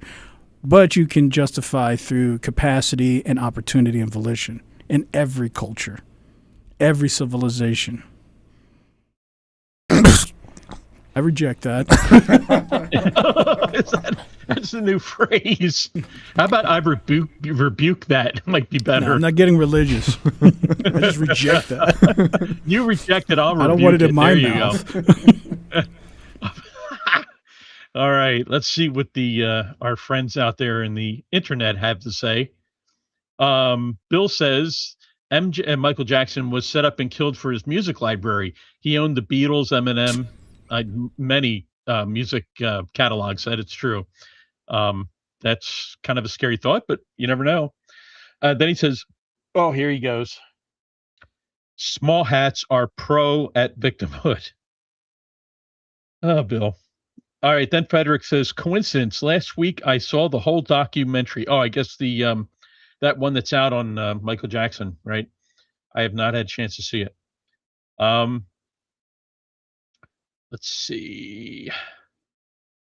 Stupid wheel. Damn. Stupid freaking roller. You got to be kidding me. Okay, here we go. Then Bill says, "Jack my zipper?" Question mark. I don't know. Do you name your Jam my zippers? zipper? Yeah. I reject it. Yeah. Then Chris Humble says, "I like to call it the pussification of America, like everyone getting a participation Barbarian. trophy." Ah, there you go. Okay. That's an interesting point. Yeah. That participation trophy. Make you feel special. If you're not first, you're last. In the words of Ricky Bobby. Then Bill says, "My sister knew a girl whose father used to put cigarettes out on her arm." Yeah, that sounds like a real charmer. He'll get Father of the Year for that. Oh, Bill says, "Not on my sister's arm." Yeah, you got to be careful with that English stuff there. And then Frederick says, "Dad jokes." What about them? Best form of humor in the planet, dad jokes. Hey, Tommy boy. He's speaking up there. Tom says, "What are we on about today, fellas?" Oh, good and evil. There you go, Tom. Good and evil. And then he waves. And he says, "Pretty obvious he was a predator." Okay, so he's kind of joining in the Michael Jackson discussion. And then he says, well, I mean, he had victims come out dumb. All right, I didn't know that if people actually came out and came forward, but and he says boomer strikes again. Yes, I wasn't aware of that, but yeah, I mean, if people are coming forward and saying that, it could be possible, but then again, they could be out for a handout. He was wealthy. It's like, hey, listen, Johnny, go say that Michael touched you in a bad place, and we can get all kinds of money, and I can buy you toys. And little Johnny's like, okay, get you an ice cream cone, Johnny. Okay. Anyway, Yeah, look at Macaulay Culkin and his brothers. or evil. They're classic examples of being healed. He says, Frederick says, making it like huge crime as Rat Martin did, and media framed him as wrong. Okay. And he says, also lack of Check proof was that. also there. Let's see what we got here. And then we have also, okay. Then Bill says he forced his hand on a hot zipper. I see. And Tommy says, you compared the most prolific artist of all time to a handicapped guy. Yeah, well, think about some of the people out there making incredible music who are completely effed up in the head. Then Bill says, there's always victims when there's huge sums of money involved. Amen to that. I can't disagree. That is one statement I do agree with. Tommy says, don't listen to these two. Colleague, trust your instincts. Then he says, well, okay. I'm sure. Well, I'm sure the victims had nothing to do with the huge sums of money the parents did, right? That's what point I was making, getting Jimmy an ice cream cone. Then Bill says, Elvis Presley married his 15-year-old wife. You think that wasn't a predator? No. But they were in love. Plus, didn't they live out in, the backwoods? Not that I'm saying it's, justifies it or anything, but there's a different culture out that way. Anyway. Yeah, I'd be a pretty happy 15-year-old if I got married to Elvis the Pelvis, because my life would be made. That you know what? That is true.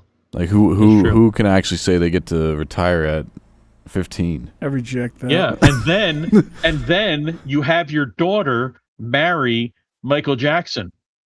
Mm-hmm. Think about that, huh? Oh, yeah. That's what not I'm a talking twisted about. web of intrigue. That's what I'm Okay, talking where we at about. here? Yeah. Mm-hmm. Welcome Elvis home, Presley. Daddy. Yeah.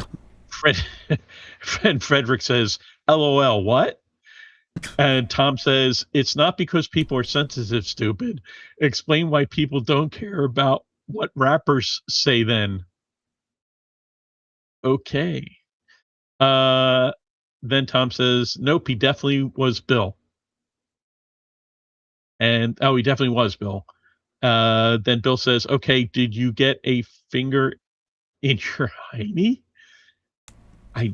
When you get a prostate exam, you do. I mean, that's go to the doctors. Bill says, hey, Tom, you want to buy a timeshare? I got a bridge in South Philly. Oh, that's pretty good. Tom says, we don't need to have a theory of everything to know right from wrong. Don't overcomplicate it. Then Bill says, selling dumb crap to Tom is like feeding goldfish at the pond. You just throw crap out and he eats it up. Wow. And then Tom says, LOL. And he says, watch out, Bill. Jews are hiding under your bed.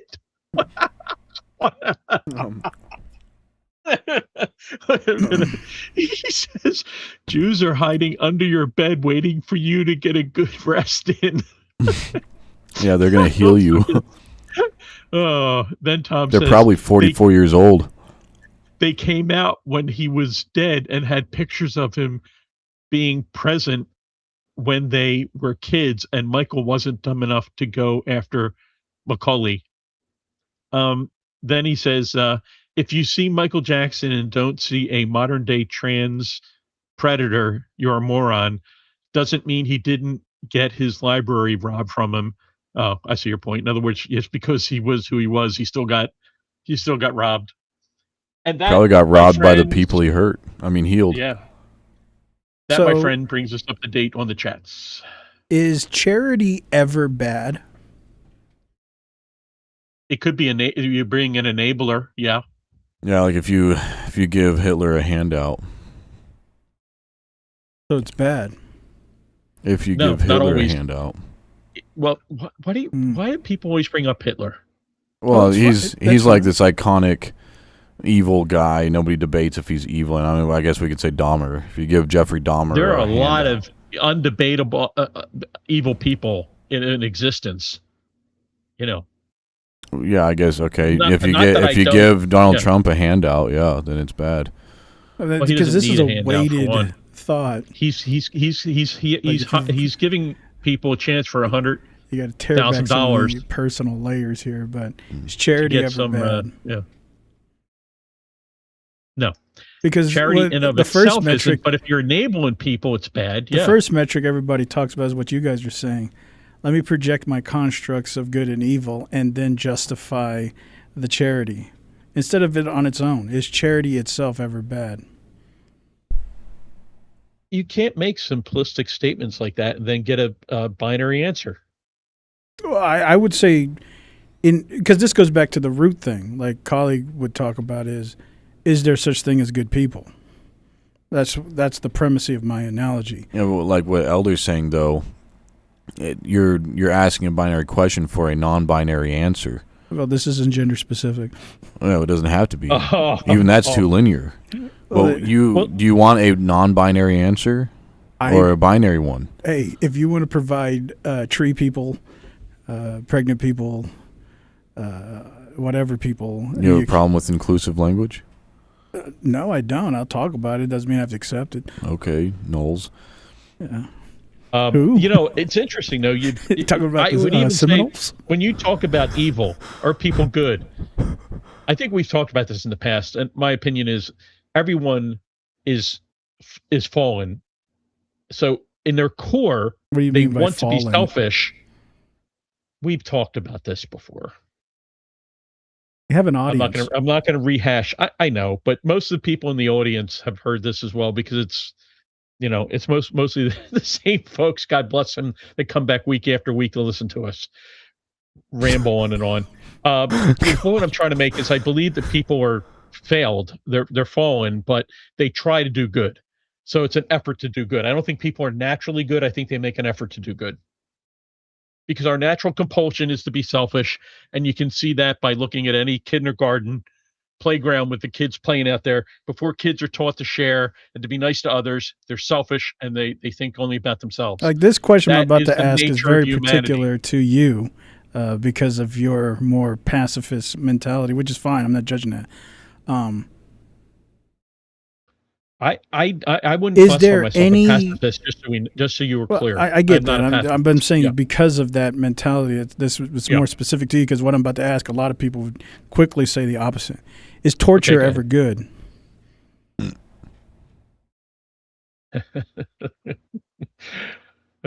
Once again, looking for those binary answers. Well, give us a non-binary answer Hey, then. give me a gender inclusive answer. It's fine. Yeah, well, I would say don't torture. No, I can't say that. If there was a situation where there was someone who planted a bomb somewhere and they were going to kill hundreds, thousands of people, and they needed the location of the bomb to save those people, I would say then torture would be justified because you're going to save lives by, unfortunately, torturing this person who refuses to give you the information of something he did that was evil. But And you that used evil was to try to take the lives. word unfortunate, which means you already posit that inherently it's bad. It is bad. I mean, I don't want to say that torture is fine. It's good. We should use it all the time as a means of interrogation.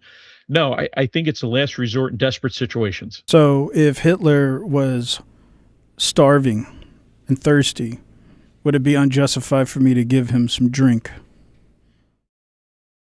As long as you kick them in the nuts at the same No, time. no, just give him some drink, regardless what he did. And go walk on my merry way. I gave him a bottle of water because he was thirsty. And he's dying. Well, you weren't, you weren't suffering. being judgmental. So, I mean, at the end of the day, you weren't being judgmental. You were Right. like, hey, listen, there's a human being sitting there. He's thirsty. I'm going to give him some water. I It is what it is. That's why I'm saying we can't use our metrics of our biases, because this is when we start talking about good and bad. Those are not real tenets. Those aren't real things.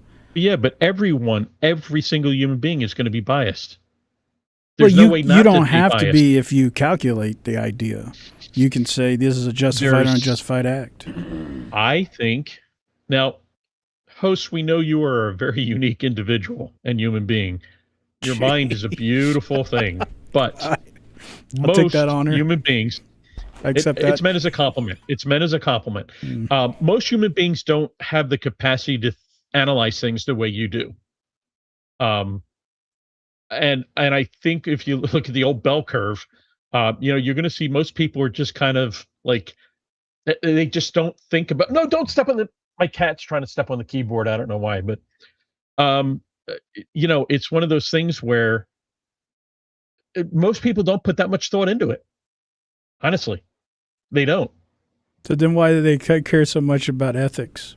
Like, that's a bad country. Those are bad people. That's a bad man. Or that's a bad kitty. And that's a bad cat stepping on that. That was a bad cat trying to step on my keyboard. You better tame that kitty, Elder. Why don't we stop projecting our ethics if nobody wants to think about it? Get that kitty under control.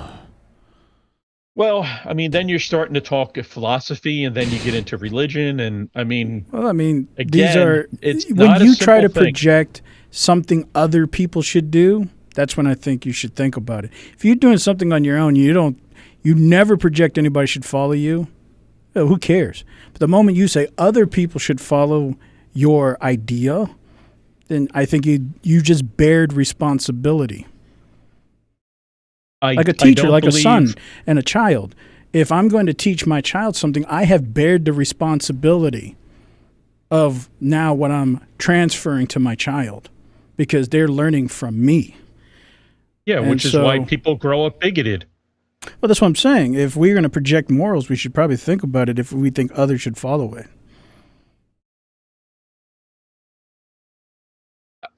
I don't.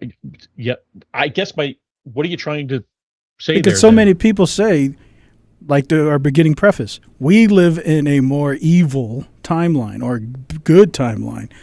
But nobody really wants to think about why we say that. We just assert this idea, and then we demonize people who go against it. So if you think this world is more evil, and then other people say, no, this world's pretty good, you're going to say, what? That's crazy. And you demonize the opposition, and you are lifting yourself up without any consideration of what makes this a valid judgment on people. I think I'm going to change my assertion then. I believe we've become a more selfish society. Does that make more sense then? Well, I think that's inherent. That's why I was talking about earlier about charity. It goes back to the idea, like colleague says, is there anything such as a good person? Don't we do everything for selfish intent, regardless if it's masqueraded by righteousness or humbleness or meekness? It's still for some kind of selfish intent. Well, you may believe you're making the world a better place. You may believe you're making that person's life better. I mean, but then doesn't that go back to the fact that I believe I'm making the world a better place? Are you actually making it a better place? You don't know, but now, why you want the world to be a better place? Well, is it because you want to live in a bad place? If it was a better place, you want to live in a better place. If there weren't homeless people, if there weren't people who were starving, if there weren't people who which also were benefits suffering you, from mental illness, that would be great, wouldn't it? Right, and it benefits you. A nicer society would benefit me. Right. There is. That's why I say inherently, all charity is good, even if we like it or not. Because it benefits. I still can't that whole enabling concept, though. I mean, if you know someone, you're going to give money to someone who you know is going to go take it and spend it on drugs and getting high. That goes back to my first premise. Food. They're not going to spend it on, bettering their life. How do you teach whatever, without restricting, without giving opportunity that's non-restrictive in volition? I should not force somebody. If I want to teach somebody, I can't force them. I have to give them opportunity to act volitionally. And you're saying back to capacity. What if they don't have the capacity to learn on their own? You're saying, well, yeah, of course, if you're mentally handicapped, that would be different. But if you're not, then we're talking about an Well- abstractive thing, not a physical thing. If you're in the grip of addiction, it's the same thing as being mentally affected. No, that's a you more can't control that. that's just a more difficult mental issue, and those come in Right. magnitudes too. Think about a kid who's been Absolutely. traumatized by their father, and now they're dealing with daddy issues. What is Got Amber Collie Joe doing? over here.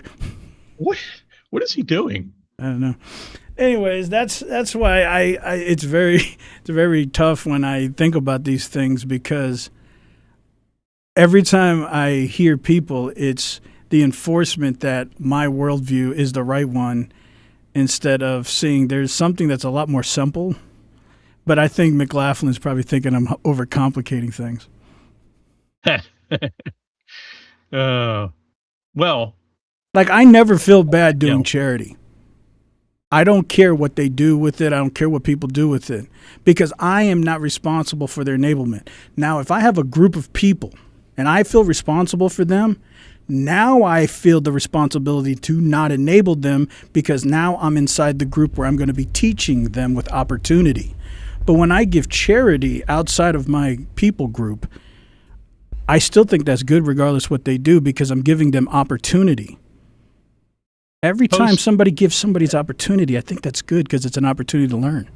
I hear you, man. Have you ever thought about running for government, possibly president? I don't think inherently this has anything to do with I the think you could do a lot better job than some of the jokers we've had in there over my lifetime.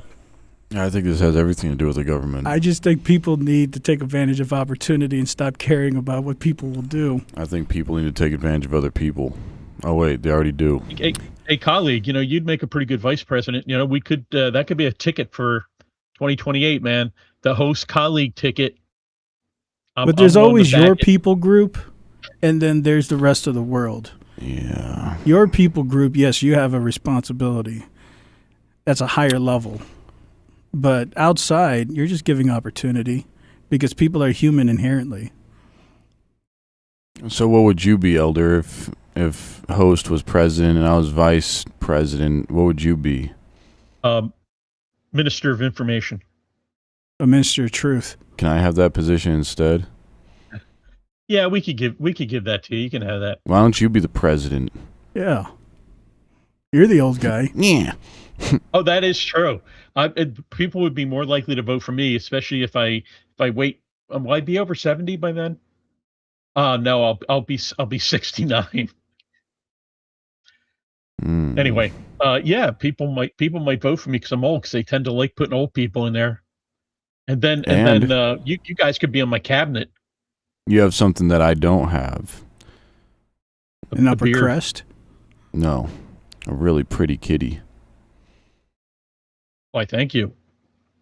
I have actually two pretty kitties. Wow. You Yeah. probably don't hear that too many times, huh? No, not at all. But they're not. You're a being very cooperative. blessed man. I am. I'm extremely blessed. I'll If be you the were first one to say president, what that. would you do? You'd probably bless everybody. Oh, I'd be a tyrannical dictator. Would you really? Oh my goodness. Yeah, I'd want to be emperor. I'd forget president. I'd put myself in as emperor right What away. would be the first thing you do? abolish the Democratic and Republican Party, and make myself emperor for life. Wow. There you go. Get that right out of the way. Yeah, get all that. Destroy all the voting machines. Yeah, just get rid of that whole thing. And so you would vote. You would want like libertarian democracy, mob rule, No. or you just get rid of all voting and you're just going to be militarization. emperor forever. I would activate the military and have complete martial law in our country. Oh, I see. Yeah, Yeah, those who control the you military couldn't- control the government. You couldn't jaywalk in this country without getting the crackdown. Wow, you're going And to be people would be omnipresent. happy. People would be so happy. They would. I They'd know be I would. fed. They'd have the streets would be clean. They'd always have a place to park. Well, no, that's me. I'd always have a place to park. But yeah, the people would be happy. How are you going to pay for No that? crime. No crime. Yeah. How are you going to pay for it? Money, of course. There's wealth. There's plenty of wealth in this world. You just go and take it. Okay. Yeah, he's just gonna take it. Yeah, I just gonna I take like it. that. I mean, Yeah. come on. I see. I mean, seriously. I mean, you're gonna make the world a better place. Mm. I'll start with the country, and once the rest of the world sees what a great job I've done with this country, then they'll be like, "Well, we just want Elder to be emperor of the entire world because look at what he did. He can make the rest of the world a great place." I mean, it's kind of making me excited. You're basically Yeah. making the earth your footstool. And after that happens, then Jesus returns, and I'm really in trouble. But anyway, Maybe you are Jesus. no, don't Reincarnate. Don't say that. Like the third No, version. No, don't say that. I think we got a super just- chat. No, don't say that. Just another crazy human on this big spinning ball of mud. You with, mean your footstool? Yeah, with my delusions of grandeur. I think we got a super chat. We do, from Dr. Toilet. Hey, Dr. Toilet, how you flushing, buddy? He says, can I be the White House toilet draining the swamp? You're hired. We get into, there it is. Wait for it. There's a guy. I think Dr. Toilet should be the president. Dr. Toilet, you are guaranteed. You can be, we'll even upgrade you to gold. Man, We'll make you And the gold I'd like to be a throne, gold the member. golden throne. I have great plans. I just have no way of gaining power. But yeah, Oh. my plans are solid, but I can't grasp the power. Mm. So if someone wants to, put me in charge, I can An fix old everything. wise man asked me once if I would give you, I'd write out a check as much as you want, but you have to tell me everything you would do with it before I write it out. How much would this check be? What did you write on $38. it? Well, it's that idea. Most people have dreams and aspirations, but they don't actually know what they would do. So they'll just name a number, like, give me 20 trillion. Tell me how you spend it and what you're going to do. But it's a difference between fantasy and application. You know what? I don't want your money. How's that? You can rip that check up. Does You're me going to no go good. clean I the don't streets want with your tongue? it. No, I'll clean the. I'll clean the streets, my friend. With the tongue. I Ooh. will clean them. Whoa. Mm. With An a old good white tongue man lashing, once. let me tell you. Old white man. Yeah, no, it Flames, wasn't. I don't know if he was tongues of fire. wise There'll or be not. tongues of fire. Yeah, an old white man told me, "Come here," and I did. Are you sure it was an old white man? Like wipe? Listen, No, white. always get to see the candy first before you get into the van. Are you into that? Insist on seeing the candy before you get in the van. Well, that information would have been good a long time ago, Elder, when I was 5. Yeah, well. Well, I was I just know you're asking if not. Elder's into that. Like, do you still take candy before you get in the van? Candy from a baby? No. Oh, you're talking. I don't know if babies drive vans. Candy because, quite frankly, the kid's in for a hard life. He might as well enjoy the candy now. Mm. The candy ain't free later. What really sucks is when there is no candy, and it's like, man, I don't even get to enjoy anything now. You don't even get to enjoy the candy. You're absolutely right. That, my friend, is talking about life. That's sick. When you work so hard for the candy and then you find out there's no candy. Welcome to the world. Welcome to life. Yeah, like you work really hard to get into the van, and you find out there was never any candy. Like some of them, they do have candy, but other ones don't. The ones that don't, it's like, now you're just in for a long ride. It's like, man, you don't even get to enjoy it. It's That's like a hard Jet lesson 2 to holiday. learn, but it's an important lesson to learn, though. Yeah. Like, so you have to ask to see the candy first. Is it Yeah, kind of like absolutely. Social You get to see Security? the candy first. Yeah. Don't be a dummy. Are you guys talking like Social Security? There's nothing secure about any of that. Like they tell you there's going to be candy, and then you finally get there and realize you've been on this long ride for nothing. yeah, I've been the eating candy you candy. find is John Candy's candy. good. It's good candy. It's John Real candy, good candy. but it's John not the candy. kind you're thinking of. It's just John John candy Is that in the why they back call of the them van. colas What? for Social Security? What about it? Probably. It's literally Social Security, just colas, a white the van. cost of living increase. giving Yeah. out false candy. Mm-hmm. That's why they paint Candy the is van's bitter. windows white, is so you They- can't see if there's actually candy in there. I see. They promised me candy, and the candy is bitter. Mm-hmm. Yeah, it tastes funky. I didn't Not even get any candy. Oh man. Anyways, there's some more chats. Yeah, let's do a couple more of those and see what the heck's going on out there. The rest of our friends on the internets. Where are we at here? Come on, man. Okay, here we go. Bill says, how does a brain dead person call someone a moron? I don't know. It's a good question. That's and Frederick says exactly. And then Bill says, I sleep upside down. Then Frederick says, why are my chats being deleted? Ooh, that's interesting. What are you saying, Frederick? Yeah, just so you know, we had no part in that. We don't do that, delete man. chats. We let We everybody are free speak freely. speechers. Yes, we are the advocates of free speech, even if we don't like what you're saying. Yeah, You like do have a we right to are say it. really liberal. Don't go that far. Let me see. Chats are being deleted. I don't know why. And then Bill says, charity a stripper at Delilah's Den. What? That was that's a local thing. That's a Philly thing. Delilah's Den. All Yeah, I heard was good old stripper. Delilah's Den. Yeah, stripper. And then Frederick says, well. And then Iron Man says, it happens to me too, Fred. Oh, where the certain comments are being deleted. Yeah, that's weird. And then Dr. Toilet says, it's the little hats. Et tu, Dr. Toilet. Bill says, it's always the little hats. And then Frederick says, whoa, at Dr. Toilet. Then Dr. Toilet says, what up, Fred? You have more poems for us? LOL. And then Bill says, there once was a man from Austria. Oh, no. And then Frederick says, oh, come on. He was a painter, right?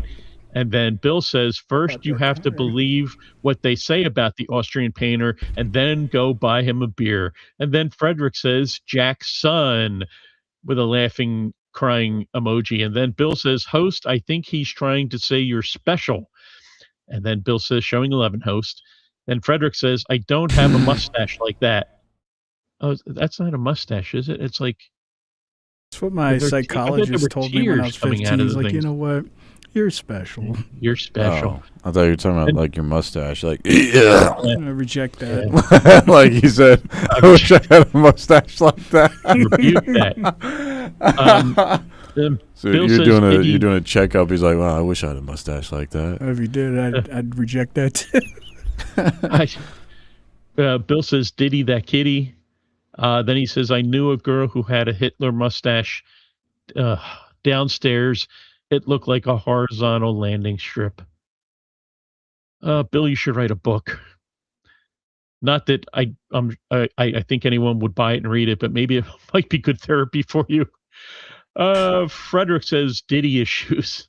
Then he says, I agree with host on charity issues, but still keep yourself informed is always a good option. Today I had a test at university on lecture 6-7. Okay. Then Dr. Toilet says, this is why we need flock cameras to watch people jaywalk. Yes. and to drive like maniacs. Then Bill says, colleague already has enough vices. He says, can I be the trans official? And then That's a new Frederick term. says, fa. Reminds me of that Russian singer. And then la, la, la, la, la, la. Anyway, Frederick says, shimmy, shimmy, yeah, swalla la la. That was pretty good. That was music, man. If we set that to music, I think we'd have something. Bill says, my kitty has a pet clam. And he says, Elder, just like Zelensky. And then Bill says, for jaywalking, there'd be a whole bunch of dead cops. And then Frederick says, John Kennedy. Then Bill says, give me the mic so I can take it away. He says, I got pork on my fork and swine on my mind. And he says, hey, colleague, did your van candy smell like bleach? And that thought Some ends the vans chat had for the candy. moment. Some vans had candy and some didn't. Would they at least provide a coloring book? No, but they did provide a mint after the ride. They always dropped us off before dark, before the streetlights came on. Mm. It's almost like clockwork. Is that a regular occurrence? Oh yeah, it was. We all enjoyed going to Pleasure Island. I thought it was Ever Park. No, it's Pleasure Island, or Neverland. They also call it. It's another term. Well, that's different. That's a different place. Yeah, and they would show us Peter. Peter And Popoff. Peter popped off. What? Did they show you Paul too? And Mary? They show you Mary Jane? No, Peter Popoff, the guy who sells that Miracle Spring water. No, the guy who fought Captain Hook Mm. and his Peter Pansky. scallywags. Peter Banksy. You know, Gesundheit. Banksy. How come I don't get to do stream of consciousness stuff? Host does stream of consciousness. I don't get to do it. What? What? You might have to move to the mic. I can't really make out what you're saying. What? Why does only host get to do stream of consciousness stuff?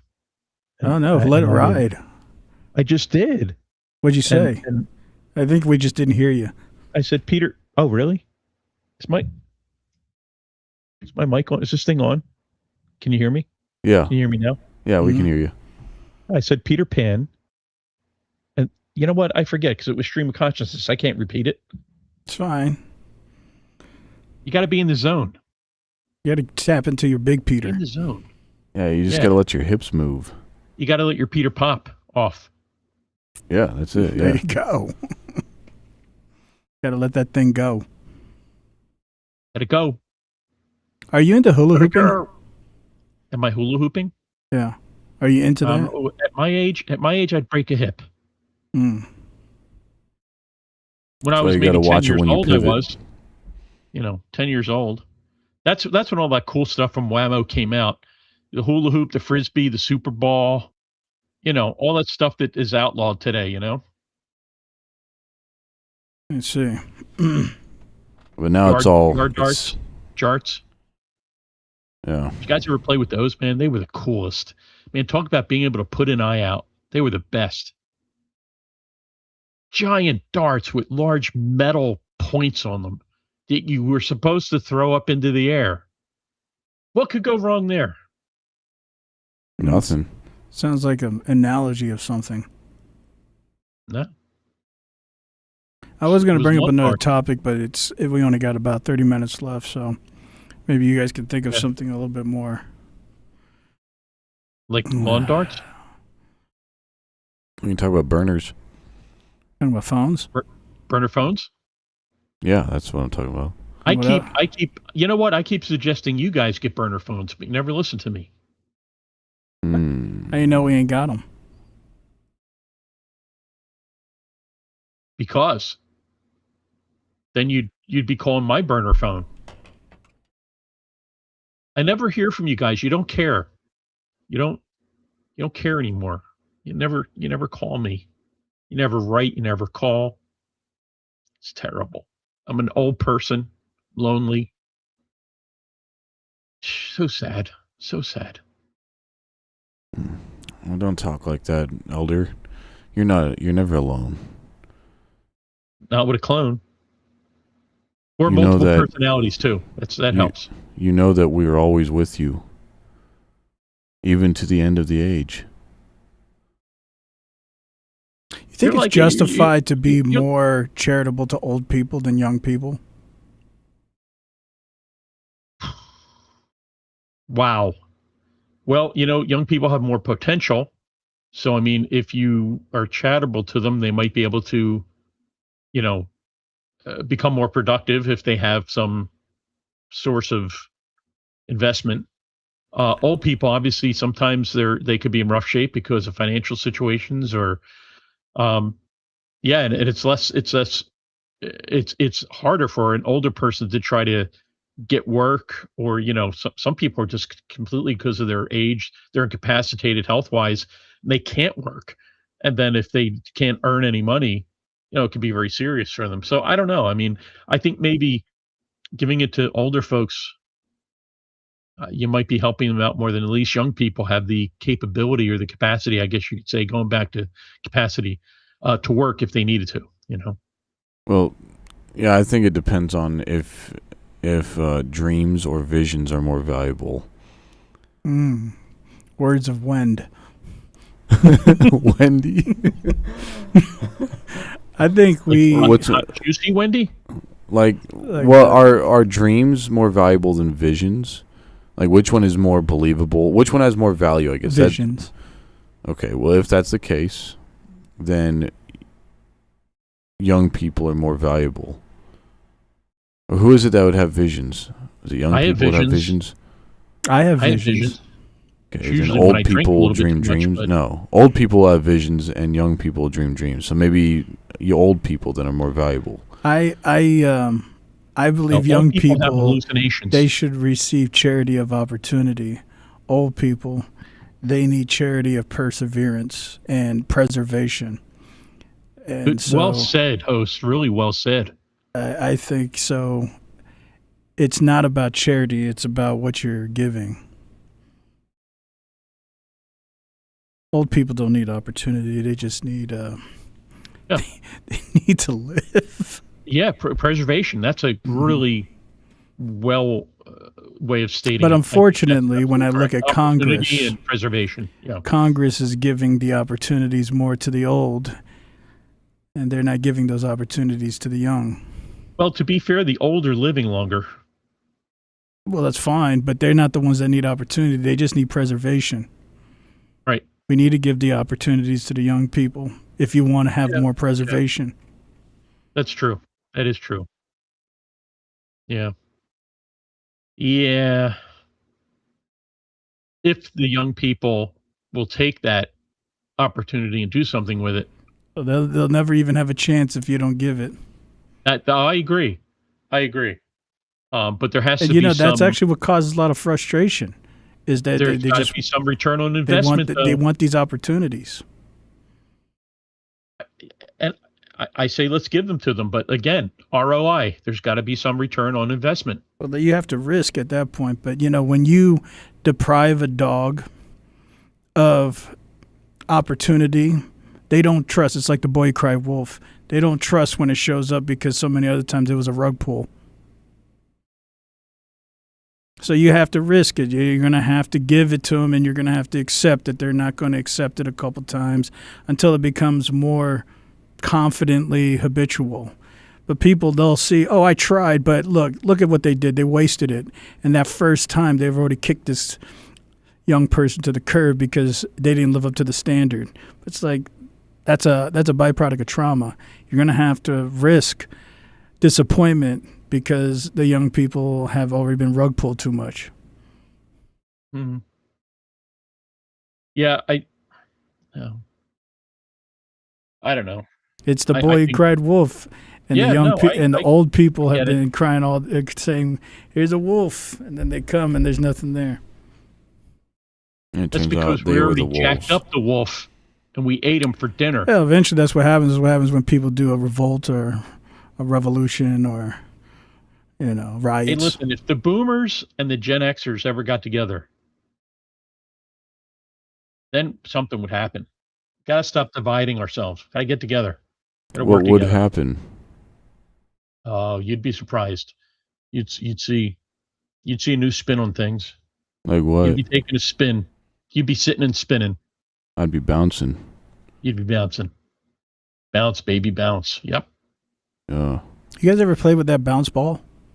Which one? That's kind of like a horse. Talking about a Super Bowl? No, the one that had like little handles. Oh yeah. Yeah, the bounce. Yeah. So what would That's you do different? What would Earth look like differently if the Gen Xers and Boomers took control? Write me that check. Write me that check. Make it out to Elder. You'd what? I said, write me that check.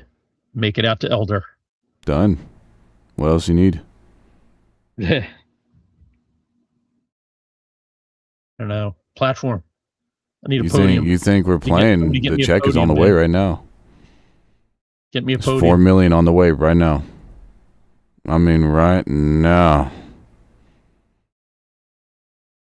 What are you Host guys and even colleague. talking about? 2028. Telling you. We're We need giving, a face. We're, We need a face. We for are. the, We are giving a charity to Elder, and Oh, we well, there are you go. expecting a handsome return. oh, when you're an investment, yeah, you will. You will. We expect nothing but the best. Of course, it will have to include a flight to Philadelphia, just so you know. Because I don't deal with big numbers over the internet like this. I deal with them in person. You want to work with the big dog. You got to come see the big dog. Now, look, you want 4 million or not? It's that simple. It's on the table. What's going to be on my table? And I feel my brain over here is like, what are you guys doing? I can't even. I lost this I wanna train eat a of suitcase. consciousness. Unmarked bills. Well, if you want the 4 million, then you need to present the package I want at 4 the right million. time, the right Hey, place, hey, give it to me. and don't have anybody trailing behind you either. Reject that. Listen, the package is the package. It's all neat, tidy, tied up. It's a good package. I Double see there's wrapped. some more chats. No, we want your package, but we want to make sure that you're going to deliver. What? Well, let the experience talk for itself, speak for itself. You think I got here like this? You think I got like this from being a slacker? Come on, man. We don't know how Cultivating you a got the beard? way you are. Cultivating a beard like this, that's not slackitude there. Are you a That's cultivator? Discipline. We just want to make sure we can trust you. Well, trust is a thing that goes both ways. So, maybe I want to see the money before I show you the package. Okay. You'll see the money Yeah. in due All right. time. Okay. Our guys are going to contact your guys.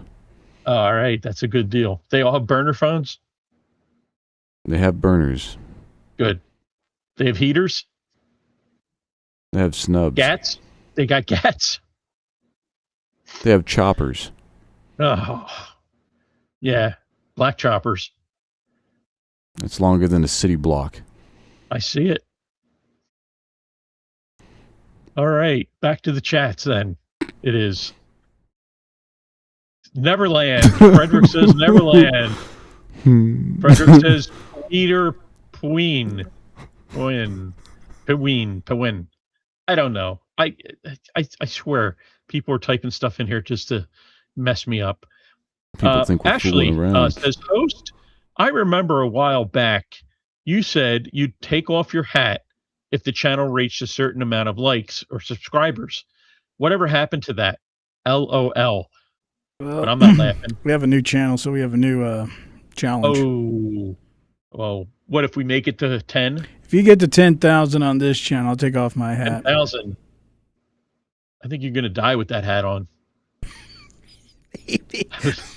I haven't reached the immortal realm yet. I'm still working on my cultivation.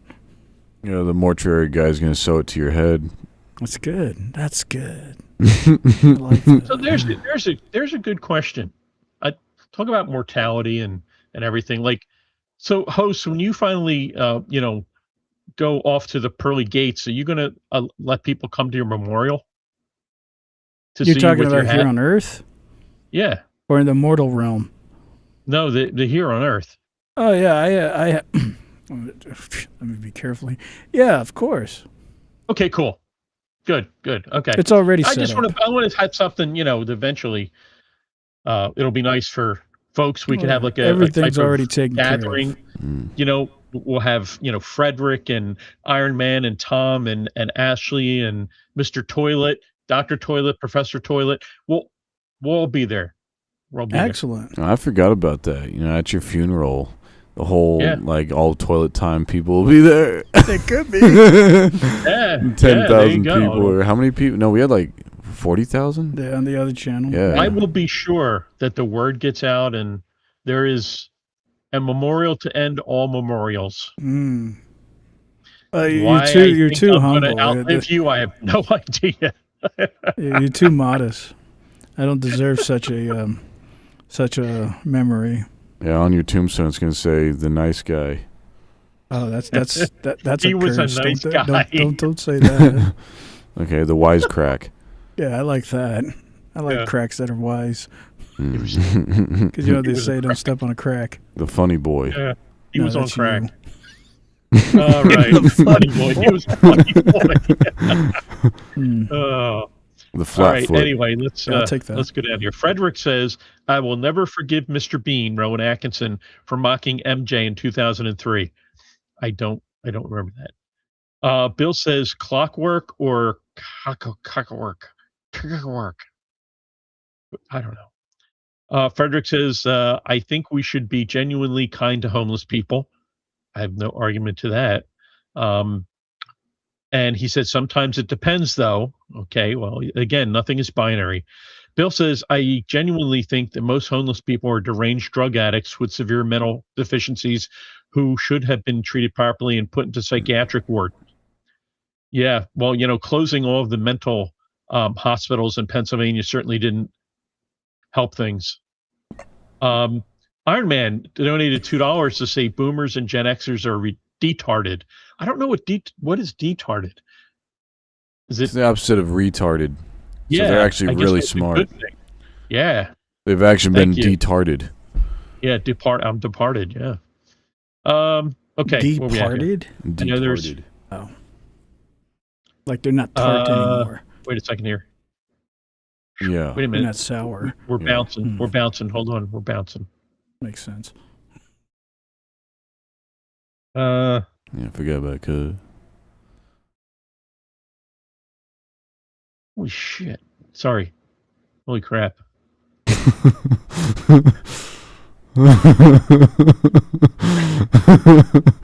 Oops. Okay, here we go. Frederick says, yeah, that what I meant to be honest, to genuinely care and invest on them. Then Bill says, the homeless in Charlotte are parasites. They live right behind my shop, always stealing things, drugs, hookers. Where do they crap? In my yard. F them. And then Phil says, yes, I think it's better to be more charitable to old people because they can't do as much as young people are fully capable of providing for themselves most of the time unless they have some form of handicap. Frederick says, it does seem like that, bro, but it really points to a deeper problem. Then Bill says there's definitely a deeper problem in Kensington. They enable the drug addicts. Otherwise, these treatment centers don't have a job. Then Dr. Toilet says, allegedly, Lindsey Graham sacrificed. Oh, hold on a second. Lindsey Graham sacrificed himself underneath the Washington Monument for Mitch McConnell to live a few more years. I could see that. There's a whole lot of weird stuff, I think, going on underground in Washington, but that's a subject for another show. Bill says it's corrupt, like N.M. Cali. N.M. Cali. Everywhere is corrupt. It's like the medical monopoly. If you heal a sick person, you no longer have a patient, right? And then he says, did you know there's another Washington monument underneath the big national monument? Well, that makes sense because again, it's all that weird. What were they called? The Masons. All the kind of weird Mason stuff going on. Frederick says, "Stay cautious with these 4 types of people: police, cops, doctors. Oh, police and cops. They're the same thing. So the police, doctors, lawyers, and journalists. Yeah, because in different forms they can mess you up." Bill says it's Osiris's penis. Why do you all of the secret societies oil boil it down to peepees and honey holes? Because that's what we're always trying to keep secret. Shout out to the great phallus. Yeah, it's part of that. You know, in the Egyptian legend, Osiris is the god of the underworld, and he got chopped up into 13 pieces, and his sister / wife was able to put him back together again, but she couldn't find the last piece, which was his penis. So that reminds me of a great book. To be her. Yeah, I know. The great book starts off his first line, "All clocks strike 13." Wow. So let me get honey holes. Then Bill says, "Fred, I would trust an alligator more than any of those 4 types of people. Boomers and Gen X run the world now, and it's a piece of crap." Then Dr. Toilet says, Well, hold on, time out. What if those kind of people are alligators and lizard people? But not crocodiles, just alligators. Yeah, I mean, like on a real level, though. On the real, like if we're being serious, what's the real level? We're gonna trust lizard people now over doctors and lawyers. Maybe. Okay. I mean, if they're lizard people, I'll consider it. Yeah, you're gonna trust them over doctors and lawyers. Hey, if there's like real lizard men, you're gonna trust them over a journalist. I'm gonna consider it. What about a lawyer? Yeah. Okay, what if I told you that these lawyers and doctors and them are lizard people? Well, then I didn't have to consider it. I already did. They actually are a bunch of crocs. Well, that's fine. That's all a load of crocs. I'm wearing crocs right now. They're on my feet. Yeah. They're actually under my feet. Yeah, you're walking on them. Right. Yeah, walking on that croc. You may as well be walking on the sun. Like a crock pot. I could be walking on the sun. You know, they actually came up with that name, crock pot, because people used to boil crocodile meat in there. No, I didn't know that. Yeah. That's not true. It sounds like a bunch of crock. Yeah, it is actually. I made it up.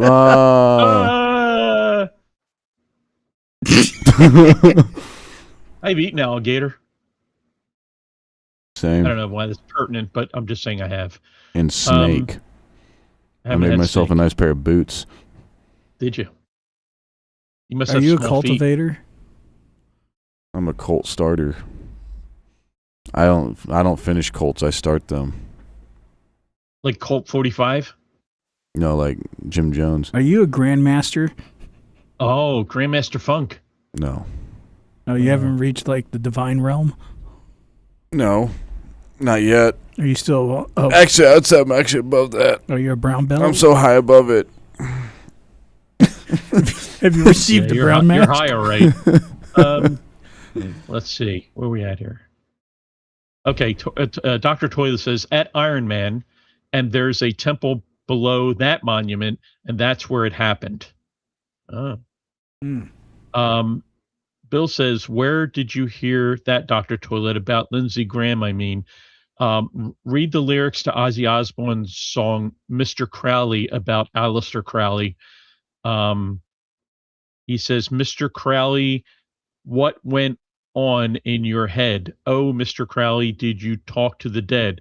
Your lifestyle to me seemed so tragic. With the thrill of it all, you fooled all the people with magic. Yeah, you wait on Satan's call. Okay. And Dr. Toilet says,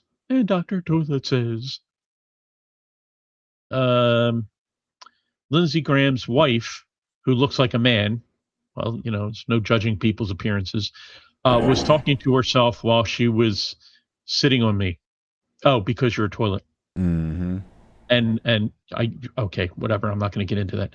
And then Iron Man Bill's going on.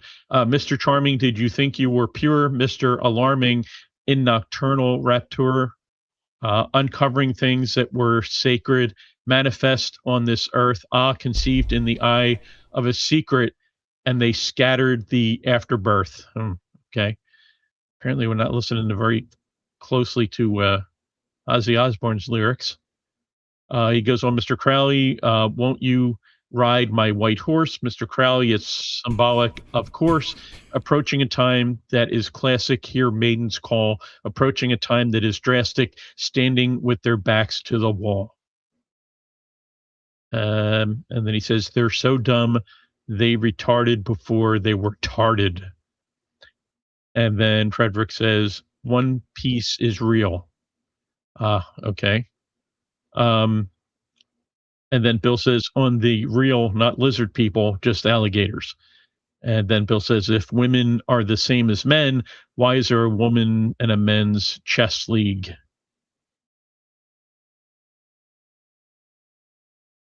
Wow. Okay. That's There you profound. go. Posing some interesting points there. Yeah. Wow. Do you play chess, Elder? Oh, I'm sorry. I didn't know it was thrown out to me. I thought that was just a general question. You have to ask me a non-binary question. I'm sorry. Yes, non-binary. No, Elder is a non-binary title. that is true. You could be. Well, that is true, isn't it? Yeah. Although, give me elder. Yeah, I don't know. You're confusing me. I'm old. Yeah, I play chess, but not well. What's I your understand favorite the basic piece? game, but I'm not good. What's that? What's your favorite piece? Well, everyone jumps the queen. No, I'm just kidding. I don't think I have a favorite piece. In other words, I'm so inept at the game, I don't have a favorite piece. What's your first move?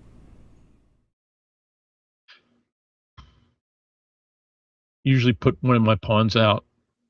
Is it to the center or the usually sides? Usually the center. I see. think when I play.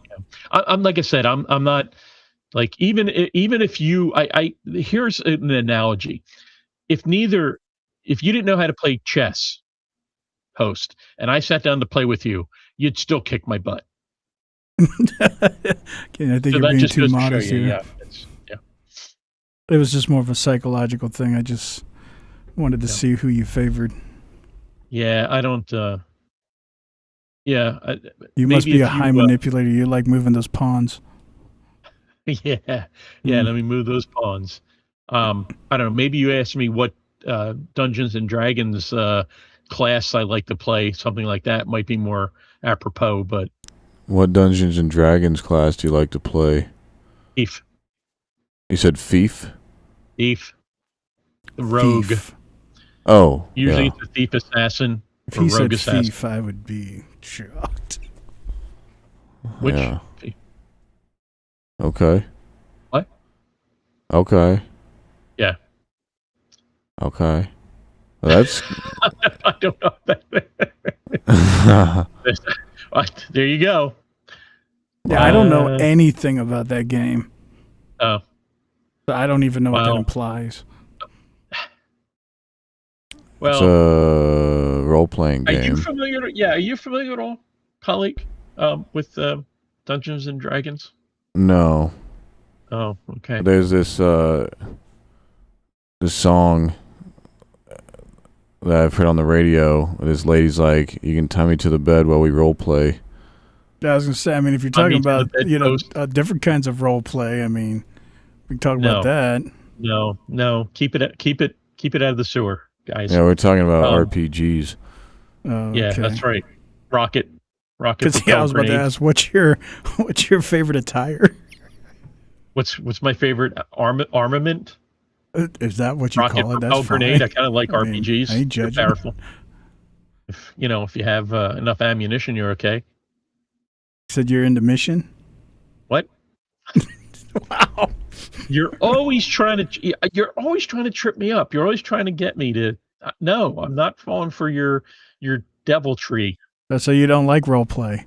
Your silver tongue. I'm not falling for it. I am not discussing anything that occurs. Are you off not? this Are you into flight microphone. attendants? Do your cats play? Your cat, you can't play with animals, can you? Oh, in that the, kind. in the game. You talking about furries? Oh, in the game, in the Yeah, you the can. D&D, Sure. you can't play with Yeah. animals, right? What do you mean play with them?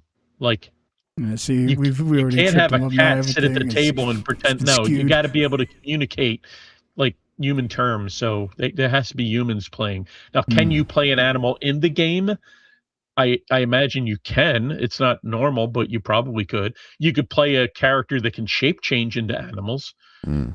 A druid can do that. And if you've seen the D&D movie, Honor Among Thieves, which I recommend. If you don't know anything about Dungeons and Dragons, you should watch that movie. It's a funny movie. It's a really good movie. It's a good depiction of Dungeons and Dragons, and it's entertaining. And you should see it. And yes, the druid does change into animals, which is cool. Mm. Are there any characters that are submissive? I mean, in what context? See, we already ruined everything. Yeah, Everything's see? context now. Yeah, you know, Well, no further questions, Your Honor. Mm. there you go. I rest my case. Would you rather be a judge or a lawyer? Definitely a judge. Because I don't like either one of them, but not a big fan. But I would think it's probably easier being a judge than it is a lawyer. I would think. Yeah, I'd don't rather know. be a lawyer. Yeah, I can see that. You'd be a damn good lawyer too. Well, it's not because of that. It's the primacy. It's that brain of yours, man. I'm telling you. I don't want the responsibility of sentencing. I want to be an advocate. I see what you're saying. Yeah. Yeah, that's true. But to me, that just seems like a really tough job. And then how depressing it is if you don't like. Now, you know, I sure your don't want to client's be a innocent. public pretender If- because now I'm Well, forced on who if- I'm giving my advocacy. Yes, right. But what if you're defending someone you know is innocent, and they still get convicted? I mean, that's got to be The conviction crushing has to blow. do with you. You're the judge. Well, you know, if I get that suitcase that you keep promising me, well, you know, I'll see if we can make things go in your direction. Well, don't worry, you're gonna get yours, Elder. So We have our it's all- guys. We have our guys on their way So- now. Those who have a gold tongue don't need a silver suitcase. Ooh. Well, those that have a platinum gavel don't need a golden tongue. Right. Those who are gonna rob shouldn't touch the knob. Keep your Or hands the off the cob. knob. You get the cop. Yeah. Mm. Why does it always go back to corn? What is it about corn? It always I goes mean, back it's to corn. just ideas of like what do we think is going to protect our insecurities or push out more strengths, things like that. Frederick actually said, "I'm not interested in law."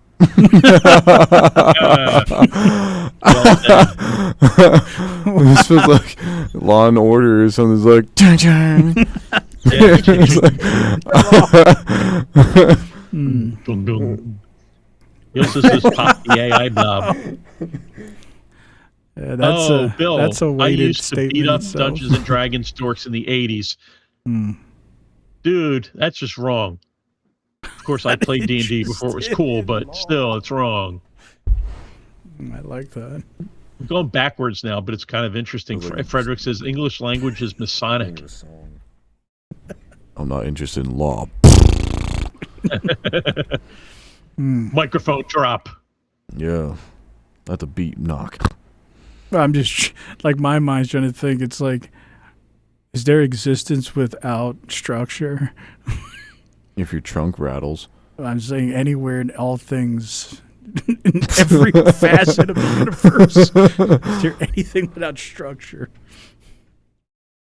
If you live in a tent, there's no structure. I mean, even entropy tries to eradicate order, but that itself is a structure of order. Entropy is king. It's interesting. Tries to kill all law, make everything quiet, silence, dead. But that itself is a law. Yep.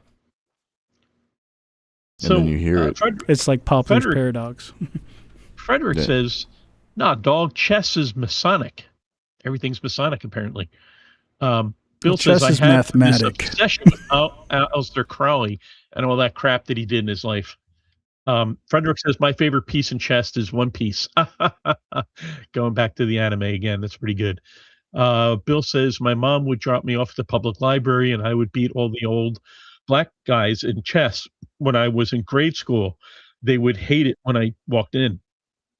And Frederick says, "Those Pawn Stars. Pawn Stars, I get it. Nice dad joke." Points to you, Frederick. Then Bill says, "The library was in North Philly, so I had the other white person in the building. I was the only white person in the building, unless my mom was there." Then Frederick says, English language is Masonic." And then I read the other stuff. So, Bill, this is interesting. So you said that you went to the library in North Philly, and you were the only white person in there playing chess with the older black people. Did you ever feel, were you ever like abused or threatened or hurt, or was there any, like, what was your experience like doing that? Yeah, what color pieces did you use on the board? Oh, White or black? wow. Wow. Loaded question. I'm just saying, everybody's got a preference, I ain't mean nothing by it. I got a wood set. Hey, So I have like cherry wood and then like a walnut wood. So they're both dark. This one's a little bit lighter. and mine's meant for colorblind people. So So like it's actually jellyfish. no, it's actually just whites and blacks. It's black and white. Mm. But it's like, yeah, it's very segregated. Like we keep one group on one side of the board, the other group on the other side. And that's a challenge. Have all the pieces one color, both sides, and you just need to now memorize. Because you can't, there's no distinguishment. You have to memorize your pieces and their pieces. Now, you want to take chess and you want to amplify skill, make them all the same color. Yeah, but the whole point of the game is it's bad to mix. The whole point of the board, like the whole point of the game, is it's bad to let the two sides mix, because that's what's happening. Like, segregation is where it starts, and it's good. Segregated is fine, it's safe. But then once they start mixing and mingling, that's when it starts. The bad things happen. Like you have, it's pawn on pawn crime. You have the black queen on white queen crime. Yeah, the queens are definitely Wow. That would be a good restaurant name, Queen Crime. But anyway, like ice Cream cream. Restaurant. cream crime. Yeah. You can't even say that. Yeah, I did. Queen crime. Like ice queen crime. You just Like sound Queen like you have a Quine. lisp. Ice Queen. Don't understand. Ice cream. I was thinking more like like yin ice and cream. yang. You need them both to have a balance. They're both necessary. You don't want to get rid of them. I know we're towards the end of our time, but Bill just said something very, I think, kind of interesting. I want to read it out to you. He was mentioning that the library was at 6th and Girard, and I do know that neighborhood, especially back in the day. He said it was just anything. It was just like anything else. Most of my neighborhood was black or Puerto Rican, so they were just regular people. So they're just regular people. So that is interesting. That is a very profound statement, actually. And then he said, "I did get picked on by the lifeguards at the public pool." He said "cuz" at the end. Cuz so he they said wouldn't at the let public me- pool, cuz. Because they wouldn't let me go swimming until they beat me in chess, and none of them could ever beat me. What are you, Fast and Furious? I'm fast and Yeah, loose. anyway, but I found Bill. I found your statement Fast very and interesting. Vicious. Well, that's what he said. He said I did get picked on by the lifeguards at the public pool, cuz. Do you ride them high or ride them low? It was because they wouldn't let me go swimming until they beat me in chess, and none of them could ever beat me. Cuz wasn't cuz of cousin, it was cuz for because. Yeah, it's hard to know because Sure thing, cuz. Iron Man, when you read the rest of these manuscripts here, they're fragmented. The second one, says, that they can never beat me. And the next one breaks. It says Muhammad Ali said, like, it's just completely a different thing. And then the next one is a different thing. So I think these are all fragmented things as proof positive that it should end with cuz. That sounds like fast and rough. I don't have a problem with that.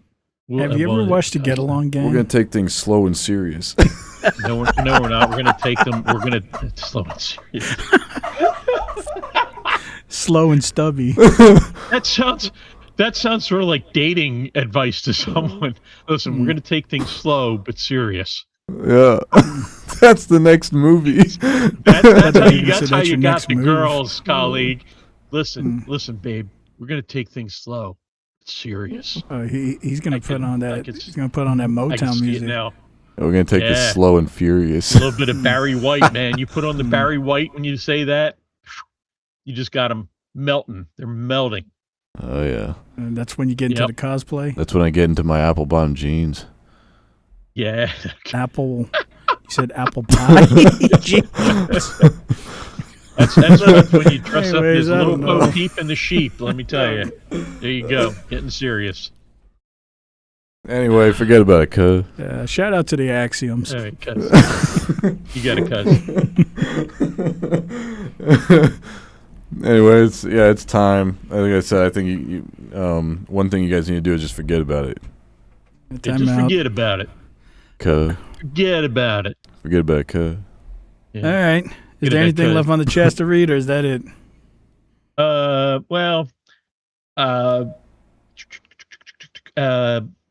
Frederick says, I'm not interested in politics. Don't ever involve politics with religion. Bill says, manuscripts, LOL. Thanks, Elder. He says, my mind is fragmented. He says, I only involve politics and religion. So there you go. That was the end. And as always, we thank you all for your input. Always interesting and entertaining. It was a great conversation. Let your man go, huh? Drop it. I don't want to talk about it. Drop it, hell. I want to hear about this, homie.